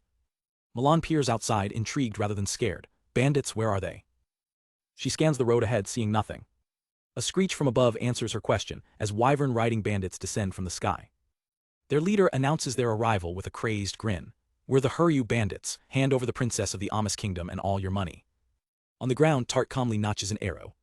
She glares up at them, her bow ready. You bandits, better leave before you get hurt. The bandit leader just laughs. Bring it on. He gives the order to attack. We'll see who'll get hurt instead. Tart springs into action, shouting orders to her knights. Anti-aerial squad, defend. A volley of arrows flies towards the sky. But the bandit leader effortlessly weaves through them. Y'all won't succeed. He signals for his men to dive. Fellas, teach him a bigger lesson. The convoy is thrown into chaos as the bandits' arrows rain down upon them. The leader swoops down, targeting Tart directly. But just as he's about to strike, a blade intercepts his attack. Madani Lord Loran has entered the fray. Madani pushes the beast back, chiding the knight. Even if it's just a wyvern, you can't underestimate it, Ms. Knight. Tart retorts, I wasn't underestimating it, but if you're in this kind of situation. The commotion draws attention from the carriage. Masel steps out, his eyes immediately locking onto the flying creatures. Aren't those wyverns? Madani and Tart are shocked to see him out in the open. Masel just calmly asks, Tart, are you okay? He looks at the struggling guards. It seems that everyone's tired of guarding the carriage, so I'll help out. Please don't force yourself. He casually takes a spear from a nearby guard. Standing beside Madani and Tart, he makes a simple, terrifying declaration. Then, I'll defeat them. Tart does a double take, completely baffled. I'm thankful, great philosopher. Wait, what? Masel ignores her confusion and addresses the guards. Everyone, please brace yourselves for a bit. Bend down, okay? He stands alone, calmly facing the descending wyverns. Tart can only watch in disbelief. What is that kid doing? The bandits see him as an easy target. Boss, now's our chance, it's just a kid. Masel takes a slow, deliberate breath. He pulls back his fist, gathering an immense, unseen power. With a single punch thrown at nothing but air, the ground itself trembles, shocking the knights. An impossible vortex erupts from where he stood, a massive tornado that rips through the battlefield, sucking the bandits and their wyverns out of the sky. Everyone stares in utter disbelief. Frey recognizes the legendary spell. This is the famous disaster magic, Tornado Crisis. Am I dreaming? Madani grins. As expected from Masel, the great philosopher. A short while later, the bandits are all tied up. Their leader can't process what happened. Damn it, it's absurd to be able to produce a tornado like that. His own men quickly throw him under the bus. It was you, boss, that's right. Larsa watches the scene, amused. Good grief, it's really ironic how bandits are talking about common sense. The bandits overhear Larsa mentioning Masel can do this whenever he wants, and they collectively freak out. Is that guy a demon? With the bandits captured, Madani turns to the princess. Your Highness, may I take a small detour? He points to a distant castle. This is the Cutter territory, so we need to report and hand over the bandits we captured. Milan nods. Yeah, that's fine. They soon arrive at Cutter Castle. There they meet the local lord, Baron Hyge Cutter, who is shocked to hear about the wyvern riders. He apologizes profusely for the danger, but Milan waves it off. It's all right. It could be said that I was lucky since I was able to see the great philosopher's magic again. As they walk, the Baron explains that monster and bandit attacks have been unusually frequent lately. They gather around a map to discuss the problem. Madani suggests they'll have to rethink their route through the mountains and possibly request aid from the Adventurers Guild. The others agree but note the distance is a major issue. Someone mentions, if only we could build a tunnel through Cutter territory as a relay. Hearing this, an idea begins to form in Masel's mind. A tunnel. Later that night, Masel slips away from the castle. He finds a massive, solid cliff face blocking the path. This is a nice spot. He settles into a low stance. Taking a deep breath, he begins to concentrate. He focuses all of his power into his open palm. His internal monologue reveals his process. Focus, activate the cells and enclose the mind, refine its power. Under the pale moonlight, a cataclysmic explosion shatters the mountainside. When the smoke clears, a perfectly carved, impossibly large tunnel has been bored straight through the mountain. Masel stands at the entrance, dwarfed by his own creation. He looks back at his handiwork with a proud smile. There you go. The morning peace is shattered as Baron Hyge Cutter bursts into the room, looking completely frazzled. This is terrible. He interrupts Masel and Princess Milan, who are having a quiet meal. Princess Milan looks up, annoyed. What's wrong with you so early in the morning? The Baron quickly apologizes. Sorry for disturbing you, Your Highness, but a terrible thing has happened. He leads the entire group, including the cow-horn destroyer guards and Milan's knights, to the site of the disturbance. They all stand in stunned silence before a perfectly carved, massive tunnel leading into the mountainside. The Baron can't believe his eyes. This tunnel was finished in just one night. Ash's eyes sparkle with excitement. This is the legendary engineering magic Midgred Schlange. Princess Milan turns to the Baron, skeptical. Seriously, in just one night? He simply nods yes. Immediately all eyes snap towards Masel. Ira points accusingly, right, Mr. Great Philosopher.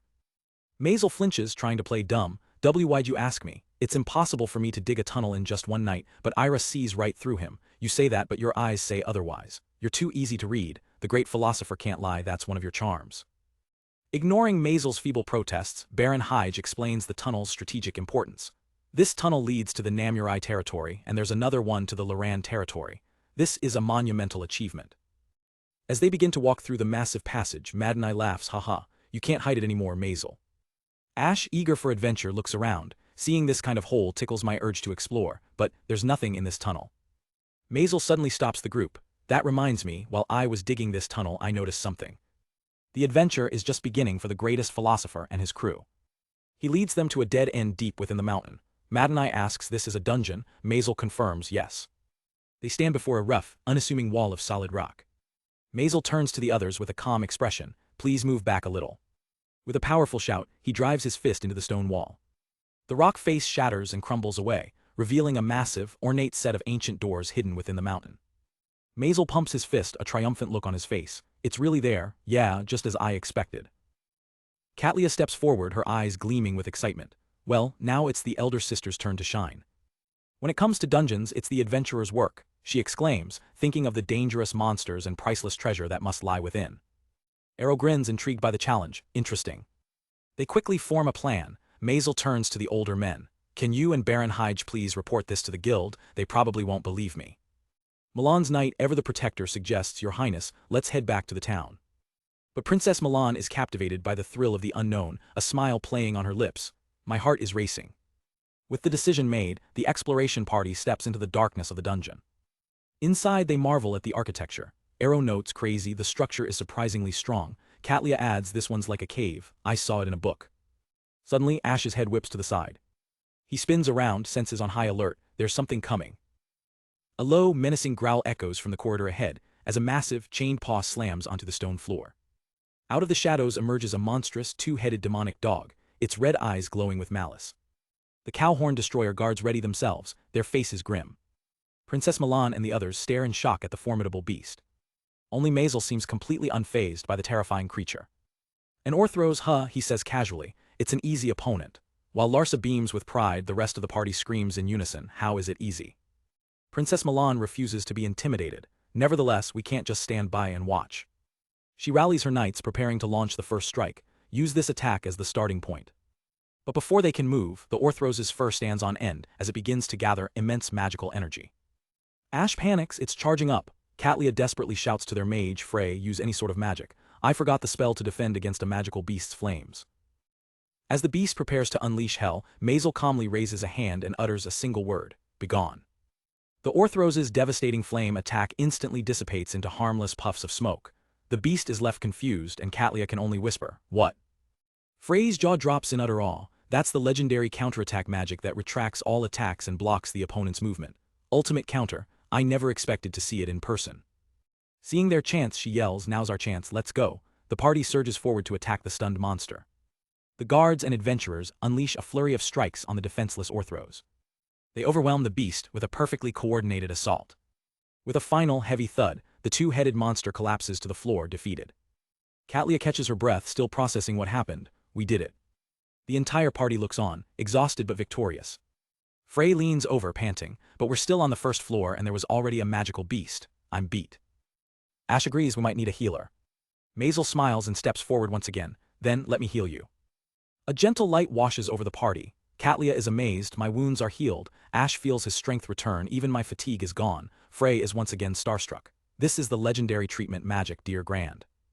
Princess Milan feels completely revitalized, while Larsa notes a pleasant scent. Masel tries to downplay his god-tier ability, insisting it's sweat. The party stares at him, completely dumbfounded by his power. Masel quickly changes the subject. Let's move on. I sense there aren't many monsters ahead, so we can proceed. Following his lead, they soon arrive at another massive door. Katlia recognizes it instantly. This is the boss room. With a heavy creak, the ancient doors swing open. They step inside a vast, empty chamber. Masel looks around, confused. There's no one here. His eyes fall on a suit of armor lying in a heap on the floor. Suddenly, the pieces of armor begin to rattle and shake. With a clang of metal, the armor assembles itself, rising as a formidable silver knight. Katlia shouts in alarm, a silver knight. The animated armor stands ready for battle, its empty helmet fixed on the intruders. Without warning, the silver knight charges, sending the party scrambling for their lives. As everyone panics, Masel watches with a serene smile. It's an easy opponent, right? His terrified party members scream back, how the hell is this easy? Deep in the dungeon, the party comes face to face with the final boss, a hulking, silent silver knight. Masel prepares to step in, but a hand stops him. Katlia and the others step forward, determined. Great philosopher, hang back. It's not cool if we always rely on you. This thing resists physical and magic attacks, but if we work together. Larsa grips her staff, eyes gleaming with resolve. This is my chance to finally get recognition from Big Brother. Milan begins her incantation, weaving a protective spell. Light particle symbolizing garment color purest of white, radiant protection, luminous dress. Larsa unleashes her own magic, trembling green, powerful dancing wind, raging blade, intelepery. With their buffs active, Katlia roars the command and the entire party charges as one. Let's go. Frey is the first to attack, summoning a massive beast of fire, Flame Hound. The fiery creature barrels towards the silver knight. The knight doesn't even flinch, simply raising its massive shield to intercept the attack. The Flame Hound smashes against the shield, its power completely negated. Seeing the opening, Katlia lets out a war cry. She lunges forward, sword raised high for a powerful strike. As the knight pivots to counter her, Ash slides in low, tossing a device at its feet. He whispers the name of his tool, Steel Trap. With a loud snap, the trap clamps onto the knight's ankle, immobilizing it. Katlia grins, nice work, Ash. She brings her sword down with all her might. But instead of cutting through, her blade meets unyielding metal. With a sickening crack, her sword shatters, the force throwing her backwards. Wah. As Katlia stumbles back, Arrow takes his position. His eyes narrow with focus. He unleashes a storm of magical projectiles that converge on the trapped knight. Now, a massive explosion rocks the boss room, engulfing the silver knight completely. Thinking they've won, the party cheers, all right. But Masel's eyes widen, he senses it's not over. As the smoke begins to clear, a strange, ominous light emanates from where the knight stood. Katlia, still on the ground, realizes their fatal mistake. Crap. The very floor of the dungeon begins to crack and shatter under immense pressure. A wave of raw, untamed magic erupts from the ground. The party is thrown about by the shockwave, crying out in pain. As the chaos subsides, Arrow shields his eyes from the dust. He looks around, confused. It's quiet, what the hell? Milan stares ahead in disbelief. This is. Standing before them is Masel, who has single-handedly erected a massive wall of stone from the dungeon floor, shielding them from the death blast. Katlia looks up at the impossible structure, a wall formed from the floor. Masel turns to them with a calm smile. A silver knight unleashes all the magic in the room when it dies. Luckily, I was able to prevent it. Larsa and Frey stare, shaken. We were saved by the great philosopher again. Frey admits I was completely careless. With a heavy thud, the spoils of their victory appear. A massive treasure chest, proof that they have cleared the dungeon. Masel gives them a reassuring smile. I only helped at the very end. This treasure chest is a clear sign that this victory belongs to all of you. His words lift their spirits, and the entire party beams with pride and relief. Meanwhile, back at Cutter Castle, a group of rowdy adventurers are causing a scene. A man named Mustache, backed by his crew, the Bearded Men, yells at Baron Hyde. What will us adventurers do if you make a tunnel? The Baron tries to placate him. Calm down, Mustache, the great philosopher will be here soon, but Mustache scoffs, so what if he's coming? Just then Mad Eye walks in, I'm back. Masel follows right behind him, and Mustache, not knowing who he is, continues his rant. Hey, I don't care if he's the greatest philosopher. Masel just looks on, completely lost. Baron Hyde has had enough, bringing his fist down on Mustache's head. That's rude, Mustache. Mad Eye ignores the chaos and turns to Masel. So how was the dungeon? Masel happily presents a mountain of treasure. It dropped a lot of items and resources. The Bearded Men's jaws drop. He continues, there were trolls, an Orthus, and even a silver knight. Baron Hyde is stunned. This kid, he. The Bearded Men are speechless, realizing the kid they were just mocking cleared one of the toughest dungeons. Mustache's expression shifts from anger to pure, unadulterated awe. He grabs Masel's hands, tears streaming down his face. Elder brother, we, the bearded men, devote our lives to you. He confesses, I was a fool, I was just worried about losing my job as a guard, I threw a tantrum without knowing anything about you. He bows his head, sobbing. Regardless, I'll return this favor, elder brother. Masel is just completely bewildered. Mad Eye claps him on the shoulder, laughing. Another tale has been made, Masel, the great philosopher. Come on, let's go home. From a distance, Princess Milan watches them go, a blush on her cheeks. Later, the group arrives in a bustling town, with a grand castle overlooking it from a hill. This is the town where the great philosopher was born and raised. It's a peaceful place, where merchants are generous. Children play freely in the streets. And the elderly can rest without a care. As they walk, Milan smiles. It seems everybody is cheerful and the town overflows with warmth, just like the name Masel. Masel looks away, embarrassed. Princess, that name is a bit much. A local shopkeeper spots them. Masel. He rushes over with a piece of fruit. Please take our fruit of pride, it's extra delicious today. His eyes then land on the beautiful woman next to Masel. And who is this beside you? Milan gives a graceful smile. I'm Milan Amos, nice to meet you. The man's brain short-circuits for a second. Amos, ah. The realization hits him like a lightning bolt. What? The princess of Amos' kingdom. In an instant, the townspeople swarm her, offering gifts of food, clothes, and local treasures, completely overwhelming the princess. Through the crowd, a couple of kids wave. Masel, hey. Masel recognizes his childhood friends, Mobman and Nagami. He asks them what's with the crowd. Mobman explains the princess of Amos is here. Hearing them, Milan turns her attention away from the adoring crowd. She gracefully makes her way over to Masel's friends. Are you guys Masel's friends? She asks warmly. They stammer, why yes, it's a pleasure to meet you, your highness. Milan smiles kindly, you don't need to be so formal, since you're Masel's friends, you're my friends as well. She leans in, making everyone blush. Please, feel free to call me Milan, okay? Nagami whispers her name in awe, Milan, but Mobman panics. Hey, that's not allowed. Milan gently takes Nagami's hand. That's right, I'm Milan, nice to meet you. With her natural charm, the princess effortlessly wins over everyone she meets. Masel watches from the side, impressed. The princess is amazing. She captured the hearts of the entire town in an instant. Milan glances back at him, a soft smile on her face as she thinks, he really is someone overflowing with charm. Tart, her knight, nudges Masel. Her highness would be honored if you said that to her directly, but Masel panics. No way, I'm just a kid and we're not even that close. Tart simply states the obvious, but you're the great philosopher. Elsewhere in the shadows, a sinister meeting is taking place. A cloaked figure gets a report from his subordinate. How is it? It's ready, all right. The leader lays out the plan. The target should return to Kaiser after a few days. We'll make our move then. He gives a chilling order. We'll finish the job outside of the great philosopher's reach. The leader addresses his shadowy army. Make no mistakes. In unison they reply, as you wish, sir. A dark plot begins to unfold, aimed directly at the princess. In the Larsa territory, it's time for Princess Milan to depart. But Milan isn't ready to leave. I still want to stay here, besides there's a crisis in this country, right? Her knight Tart is firm. I can't allow that, your highness. Masel sees them off, offering a kind invitation. Since there's a tunnel now, please come and visit us again. I will take you up on that offer. Milan looks at her new escorts with a hint of doubt. So, are you sure it will be okay if you're the ones guarding me? Her new guards, the self-proclaimed bearded men, strike a ridiculously heroic pose.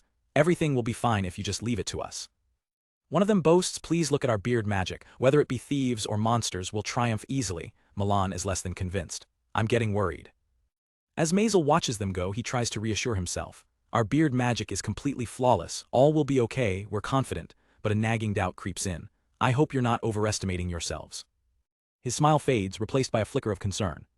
He watches Princess Milan's carriage roll away, a strange feeling settling in his gut.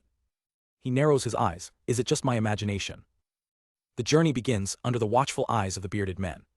Soon enough, Princess Milan's carriage arrives in the Cutter territory. As they disembark, Tart remarks, this tunnel is really convenient. We would have only just arrived at Kaiser by now. Milan is greeted by Baron Hige. Forgive me, Baron, for coming here again on such short notice.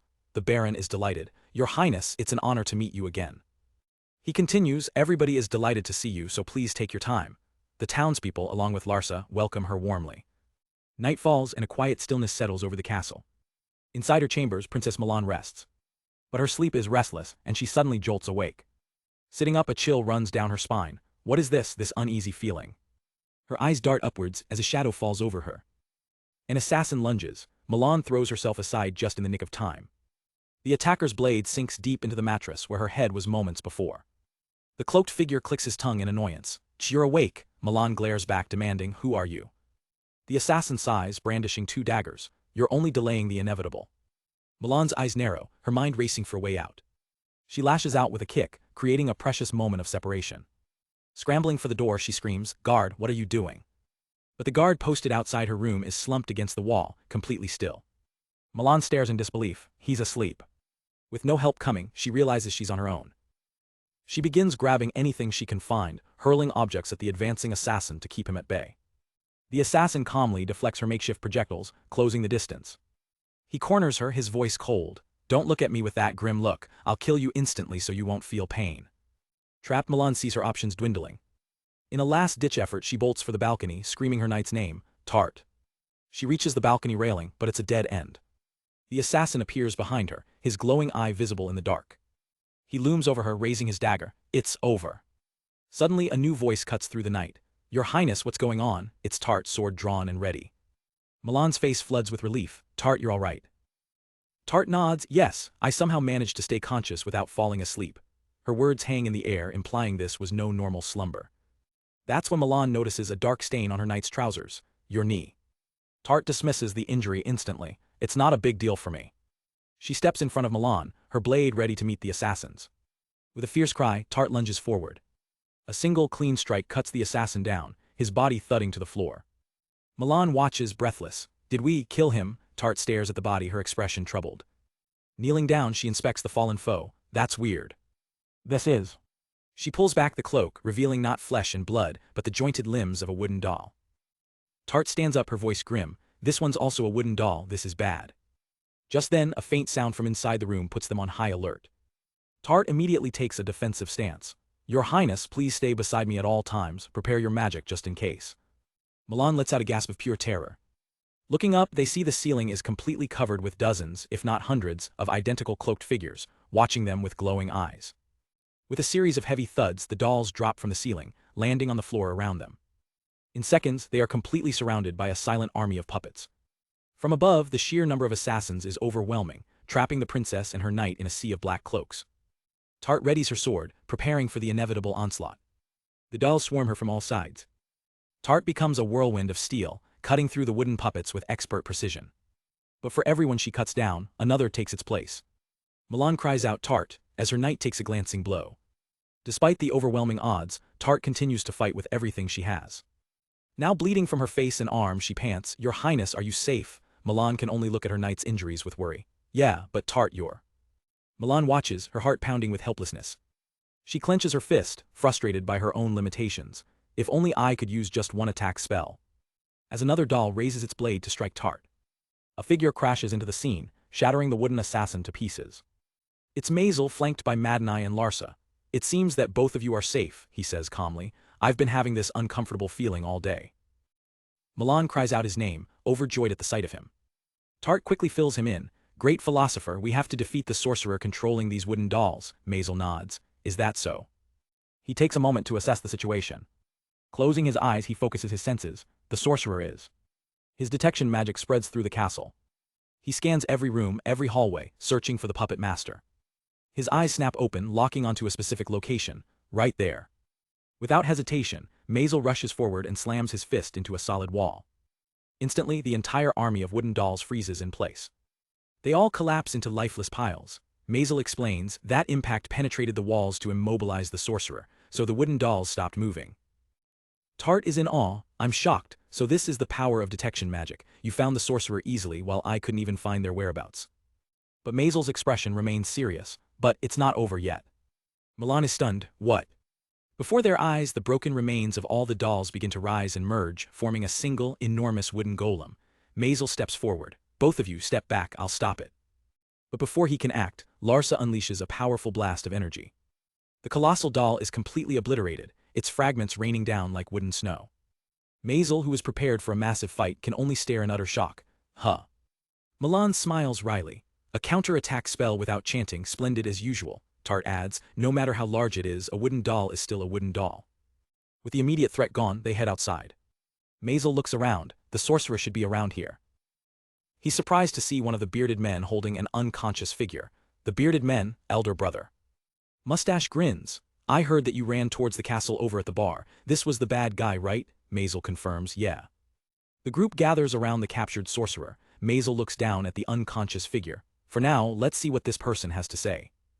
His expression is grim as he realizes the truth. This isn't just about assassinating the princess. The real plot has yet to be revealed. In the fertile Larsa territory, agriculture is booming, with golden fields of wheat stretching as far as the eye can see. Manhwa returns from the fields, announcing, "I'm back." His son Masel looks up and greets him. Without waiting for a report, Manhwa grabs Masel in a joyous hug. "Her Highness is safe, right? I knew it. As expected of the great philosopher Masel, the son I'm so proud of." Masel thinks to himself, a hint of concern in his eyes. I mean, she is safe, but... Meanwhile, the captured sorcerer is being interrogated. Princess Milan Amis asks coldly, "Who hired me?" The sorcerer just smirks. "Well, I wonder who." Milan's patience wears thin. "You wonder, huh? Mr. Mustache, please raise his right arm." As Mustache complies, Milan unsheathes her longsword, the steel singing as it's drawn. With chilling calm, Milan states her intention, "Cutting off your right arm." The sorcerer's bravado falters, a bead of sweat trickling down his face. "You must be joking." Milan holds the blade steady, her expression unyielding. "If you think so, then do not resist." The sorcerer stares, realizing she is dead serious. Tart steps forward to question him. "Was it your magic that put everyone in the castle to sleep?" The sorcerer finally breaks, shouting, "That wasn't me. I was just a contract killer for the Assassin's Guild. I don't know anything else." He elaborates, "I was just told to kill her with the wooden dolls they gave me." Larsa watches thoughtfully, murmuring, "So the Dark Guild is this thorough." Mustache scoffs at the captive. "Actually, why am I telling all this to a dumb brat? Whoa there." Before he can reveal anything important, Masel appears out of nowhere, clamping a hand over Mustache's mouth and silencing him. Masel pats the now sleeping Mustache. "The princess is safe and sound, so that settles it. I'm getting sleepy again." He then turns to the sorcerer. "Hey, so, those dolls combined into a giant doll at the end, was that your magic too?" The sorcerer looks confused. "They combined? What are you saying?" Masel presses him. "So you used what you were provided without knowing what you were doing." The sorcerer smirks, trying to regain some leverage. "I may have known a thing or two." Masel's expression brightens instantly. Then your crime will be considered even worse. Thank you, I learned a lot from you." The sorcerer is left utterly speechless, completely outplayed. Masel then turns to the conscious guards. "Hey Mustache, I was lying just now. I don't know anything. Please give my thanks to the bearded men for their help. Their feats were fantastic." Princess Milan tries to interject, wanting to give Masel the credit. "Wait a moment, the one who helped Tart and I was." Masel quickly shushes her, giving her a knowing look. As he leaves, Milan understands his plan. It's safer for everyone if the official story is that adventurers, not the great philosopher, saved the day. Later, Masel and Manhwa stand in the wheat fields overlooking the castle. Manhwa holds a document, his face grim. "Still, this isn't great." Masel looks up at his father. "Did something happen?" Manhwa explains the bad news. Apparently the Wagner family started growing in wheat. Their crops yield about 10 times more than ours and the quality is about as good. Masel is shocked. 10 times more. Manhwa recalls how Princess Milan herself had taken a liking to their wheat at a recent ball, making it a prime candidate for export to the Amis Duchy. He continues, "The only problem is, the duchy will only allow one of us to export to them. They don't want to take any risks."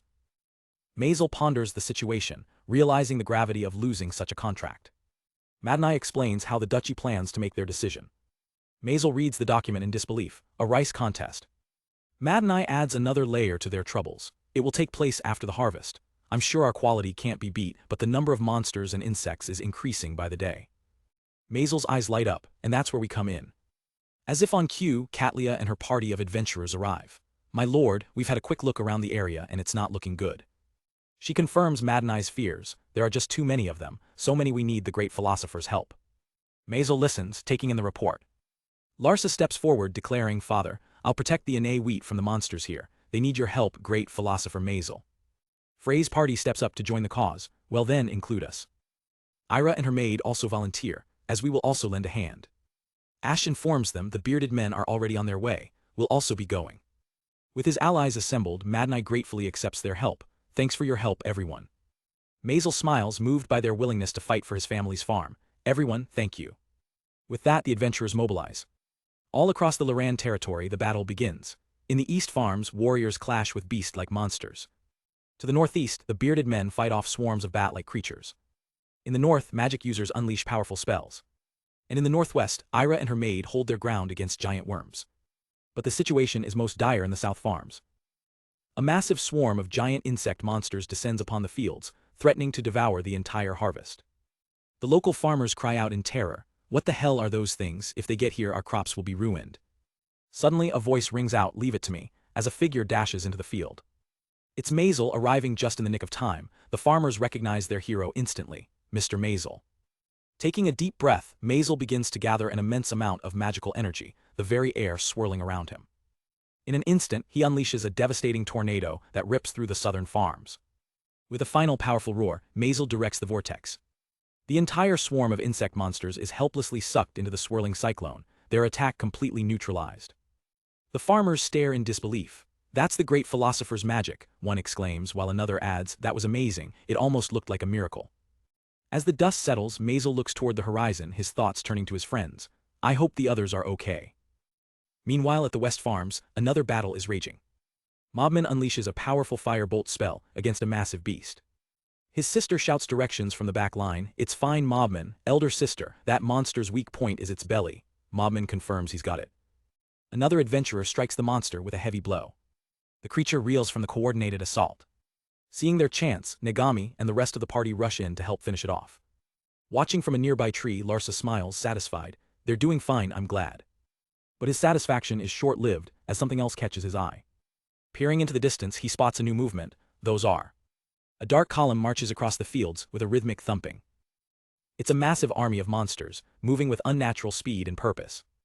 Larsa recognizes them instantly. "They're soldier ants," he observes. "The formation looks a little odd though."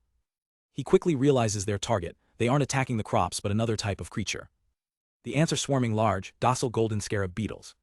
Masel understands immediately. They're after the golden scarabs. He remembers why they're so important. "They help us in the farms, I'm not letting them get hurt." With incredible speed, Masel had already prepared a countermeasure, sharpening logs into deadly stakes. The soldier ants close in on the terrified scarabs, ready to overwhelm them. The scarabs are completely surrounded, with no hope of escape. They let out cries of distress as the ant army descends. But just as the ants are about to strike, a massive wall of sharpened wooden stakes erupts from the ground, impaling the entire front line of the ant army. Masel lands gracefully behind his makeshift fortress. "All right," he calls out to the scarabs, "don't worry, you're safe now."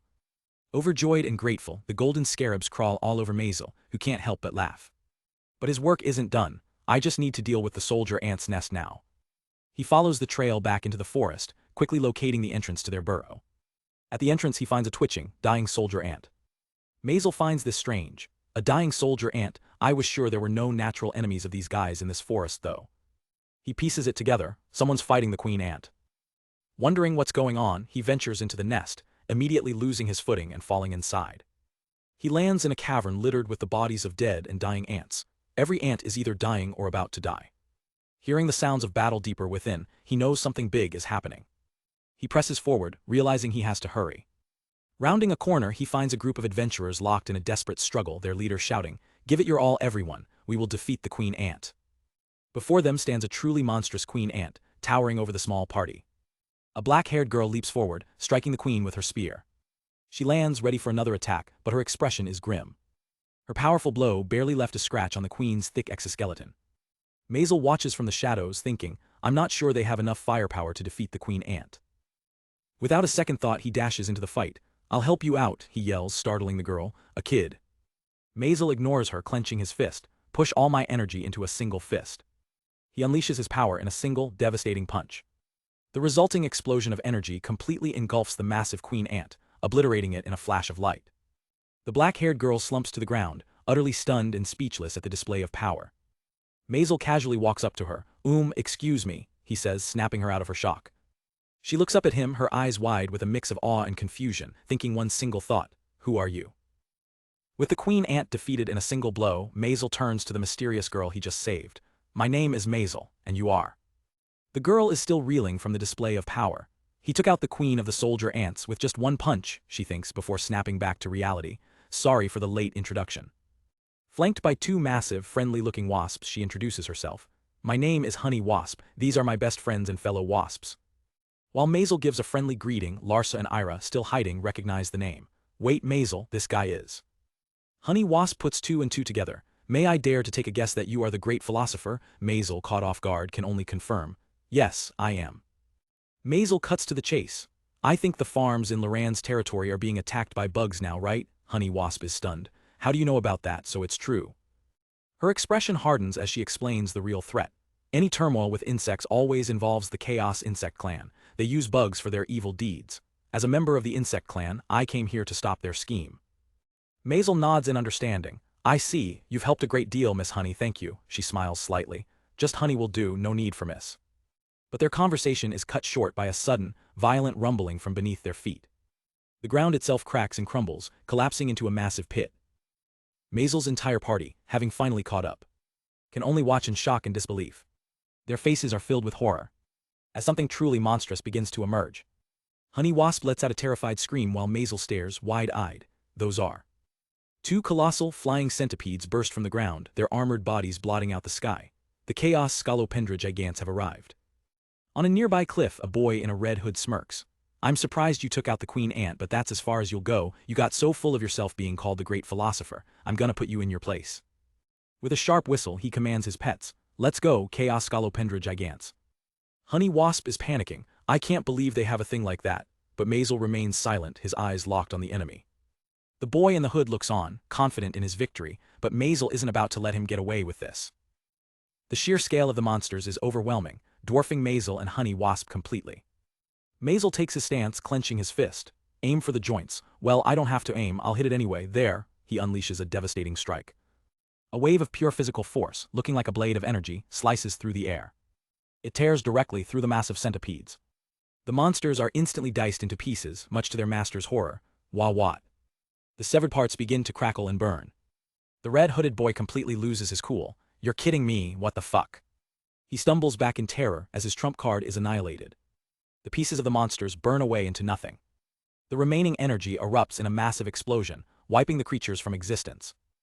Larsa watches with stars in her eyes, completely amazed. Honey Wasp is just speechless, sweating in disbelief at the power she just witnessed. Masel casually wipes a bit of sweat from his brow. Phew. Honey Wasp begins to tremble, utterly humbled. She and her wasps immediately perform a doja, bowing with their heads to the ground. I'm so sorry I underestimated you. Masel is completely flustered by the gesture.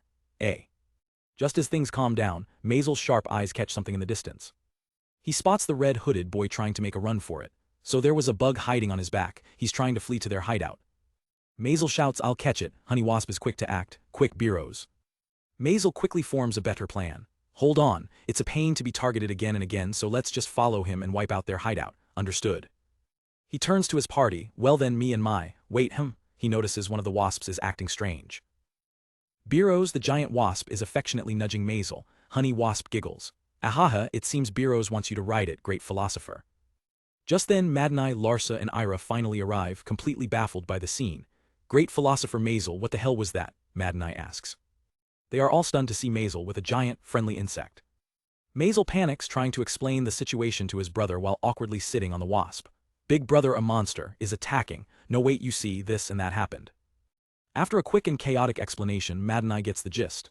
I see, so there are two insect clans. We'll follow that kid and destroy their entire hideout. Exactly. Airan and Larsa immediately volunteer to join the fight. Then I'll be going too, and I will too. Masel is shocked they want to come along. Manhwa trusts Masel completely. As long as Masel goes with you too, you'll be fine. Please take good care of my lady. Honey Wasp is impressed. That was quick. With the plan set, Honey Wasp gets ready. She summons her entire squadron of wasps. Biros, beetle, beater, bite. And with a powerful leap, the entire party takes flight, giving chase. The red-hooded boy flies desperately, trying to escape. Shit. He thinks to himself, what the fuck is with that kid? My creatures were taken out so easily. I need to get back to the village and ask the chief for more bugs.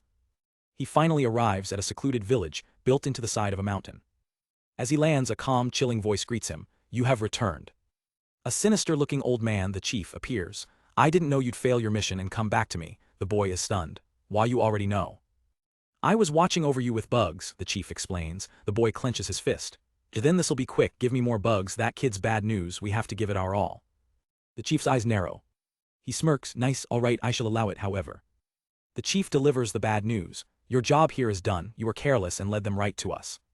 He simply points to the sky, look up. The boy looks up and his face drains of color. What the? Masel and the entire party descend from the clouds on their wasp mounts. It's them. But the boy's fear quickly turns into a twisted grin. No, wait, this is our chance. He turns to the chief. We can fight them back here, let's get all the villagers together, the chief replies coolly, they're already here. As Masel's group lands, the boy addresses the emerging villagers. Oh, you already gathered, good, you can lend us a hand. But as he gets a good look at them, his confidence shatters. Hey, these guys are. The chief ignores him, addressing Masel directly. So, you all are the Chaos Insect Clan. Welcome, Reincarnation of the Great Philosopher. His eyes glint with pure evil, and one more thing. The villagers are revealed to be grotesque, monstrous human-insect hybrids. The chief gives his final command, farewell.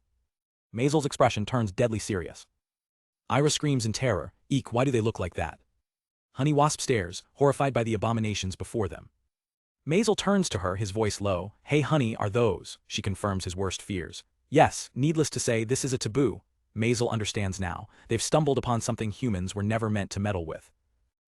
Masel and his party stand before their next challenge, a horde of forbidden, grotesque abominations born from twisted experiments. Watching the monstrous insect-human hybrids, Masel turns to Honey Wasp with a grim question. Hey honey, is turning them back possible? Her reply is swift and somber, unfortunately not. The creatures shamble forward, their only language a chorus of guttural groans.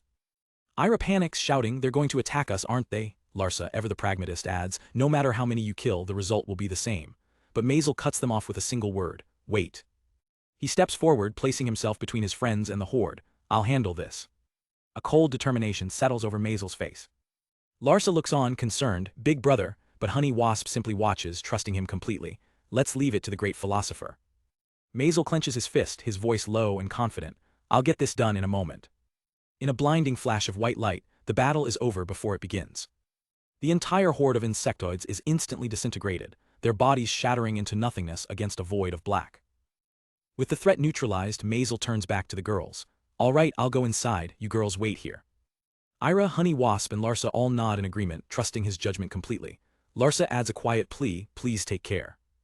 As Masel walks towards the entrance of the enemy's hideout, the girls watch him go. Larsa senses a shift in his demeanor. Big brother, he seemed angry, Ira speculates, maybe there's something about the bugs. Inside, Masel finds a crude laboratory carved into the rock of a cave. The mastermind behind the abominations, the chief, looks up from his research with a weary sigh. Good grief. He glares at Masel, his voice dripping with bitterness. I can't believe you've already come this far. I feel like all my years of research have just been made worthless. The chief takes a long drink, ranting about his wasted efforts. After so many years of research, I finally managed to create the insect people. He wipes a dusty jar, his monologue continuing. It was supposed to be a way out of those foolish days of hating the great philosopher and living only by the magic he left behind, all ruined by a child. Masel cuts him off, his expression unreadable. I don't know a thing about that. I don't even remember the great philosopher leaving behind any magic like that in the first place. The chief lets out a dry, humorless laugh. Haha, you say that like you've seen all of it. With a snap of his fingers, he summons his trump card from the shadows. Come forth, bugs. Masel calmly faces the new threat. Are you the man who attacked our fields with insects? The chief confirms it. You would be correct, however. This one isn't a failure like the bugs or the insect people I used. Masel remains utterly unimpressed. Is that so? The chief begins to gloat. All you damn brats will die here, and the Chaos Insect Clan will settle its score with the great philosopher. But his words are cut short. He looks behind him in disbelief. Huh. Before he could even finish his sentence, Masel had already moved, his voice echoing in the cave. All those years of research were for nothing. The chief's prized creation is already defeated, smashed into the cave wall in pieces. Masel cracks his knuckles, his eyes burning with cold fury. And right here, right now, I'm gonna kick your ass. Instead of fear, the chief erupts into manic laughter. Haha, this is amazing. I couldn't even see what the hell was the magic you used. He calms down, a sinister resignation on his face. I wanted to make an insect person out of someone like you, however my fate was doomed from the start, and the few successes I've had are now. Masel raises an eyebrow. So you're not gonna turn yourself into an insect, huh? The chief scoffs. Out of all things possible, you have such a mediocre idea.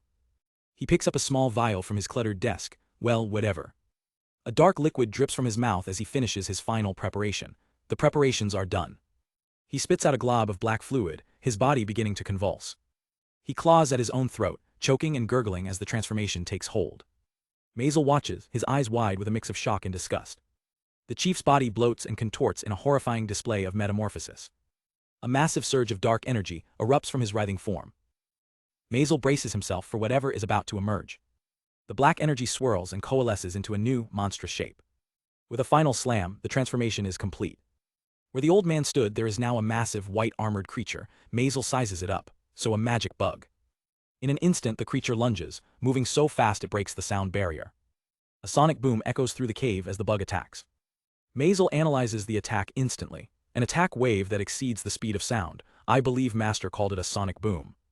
But speed means nothing to him. He effortlessly sidesteps the lunge, appearing behind the creature. In the end, it's pointless anyway. The magic bug screeches in confusion as Masel prepares his counter. He winds up, ready to unleash his full power. Huh. Masel unleashes a devastating flurry of blows, each punch landing with bone-shattering force. The magic bug is sent flying, crashing into the far wall of the cave.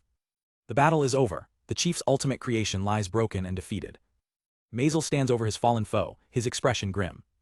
With its last breath, the chief spits out his final words of hatred. Doing whatever you want, then dying a selfish death. You're the kind of person I hate the most. His work finished, Masel emerges from the dark cave back into the light. The girls rush to meet him, their faces flooded with relief. Big brother, I'm so glad you're safe, Larsa cries out. Ira adds, that was quick, as expected of the great philosopher. Larsa turns to Honey Wasp. Honey, can I ask you to stay with me a little longer so I can report back to father? Honey agrees immediately. With the crisis averted, Masel announces, well then, let's head back to the Loran territory. Back at the estate, Madnai greets them warmly. Welcome back, great philosopher. But Ira is distracted, shouting, why is Miss Mesa making tea? Larsa explains, Mesa's movements were so elegant, we wanted to see them. Madnai smiles. I have heard many stories about our great philosopher. You shall tell me more when we go back home. He turns to Masel. So then, Masel, can you give us some details about what happened? Masel agrees, of course. But he hesitates, glancing at Larsa and the others still in their adventuring clothes. The head maid, Mesa, tactfully steps in. My lady, Miss Larsa, the both of you should change your clothes. Let our great philosopher see how beautiful you two are. After they leave, Masel smiles gratefully at the maid. It's hard to talk about something like that in front of those two, so I'm glad they left. Thank you, Mesa. With the girls gone, they can finally discuss the darker details. Madnai listens intently, processing the information. Chaos Insect Clan and insect people. Still, it's hard to imagine that the territory was targeted by them. Masel explains the gravity of the situation. The story is a bigger deal when he tried to use a tribe there. The Sumanai Mountains are still unexplored. Let's send a letter through the guild. Madnai turns to their guest. Did you say your name was Wasp? I did, she confirms. Honey Wasp quickly clarifies, I would like to thank you for fighting alongside my children. We couldn't overlook that clan either. Madnai nods. First of all though, let's all get some rest. The adventurers who lent a hand should be in the guild. Hey Masel, why don't you show up there? Sure thing, Masel replies. Later, Masel's party arrives at the bustling Adventurers Guild. Inside, the mood is celebratory, with adventurers clanking their mugs together. Mustache spots them immediately. Big bro, oh, the great philosopher makes his entrance. The adventurers who fought alongside him bow deeply in respect. You have my thanks for helping us this time. One adventurer enthusiastically invites him for a drink, but Masel sweats nervously. I'm still not old enough to do that. Larsa, having returned, steps in to shut them down. Stop that, I'll get angry. With the room's attention, Masel addresses the adventurers he trusts most.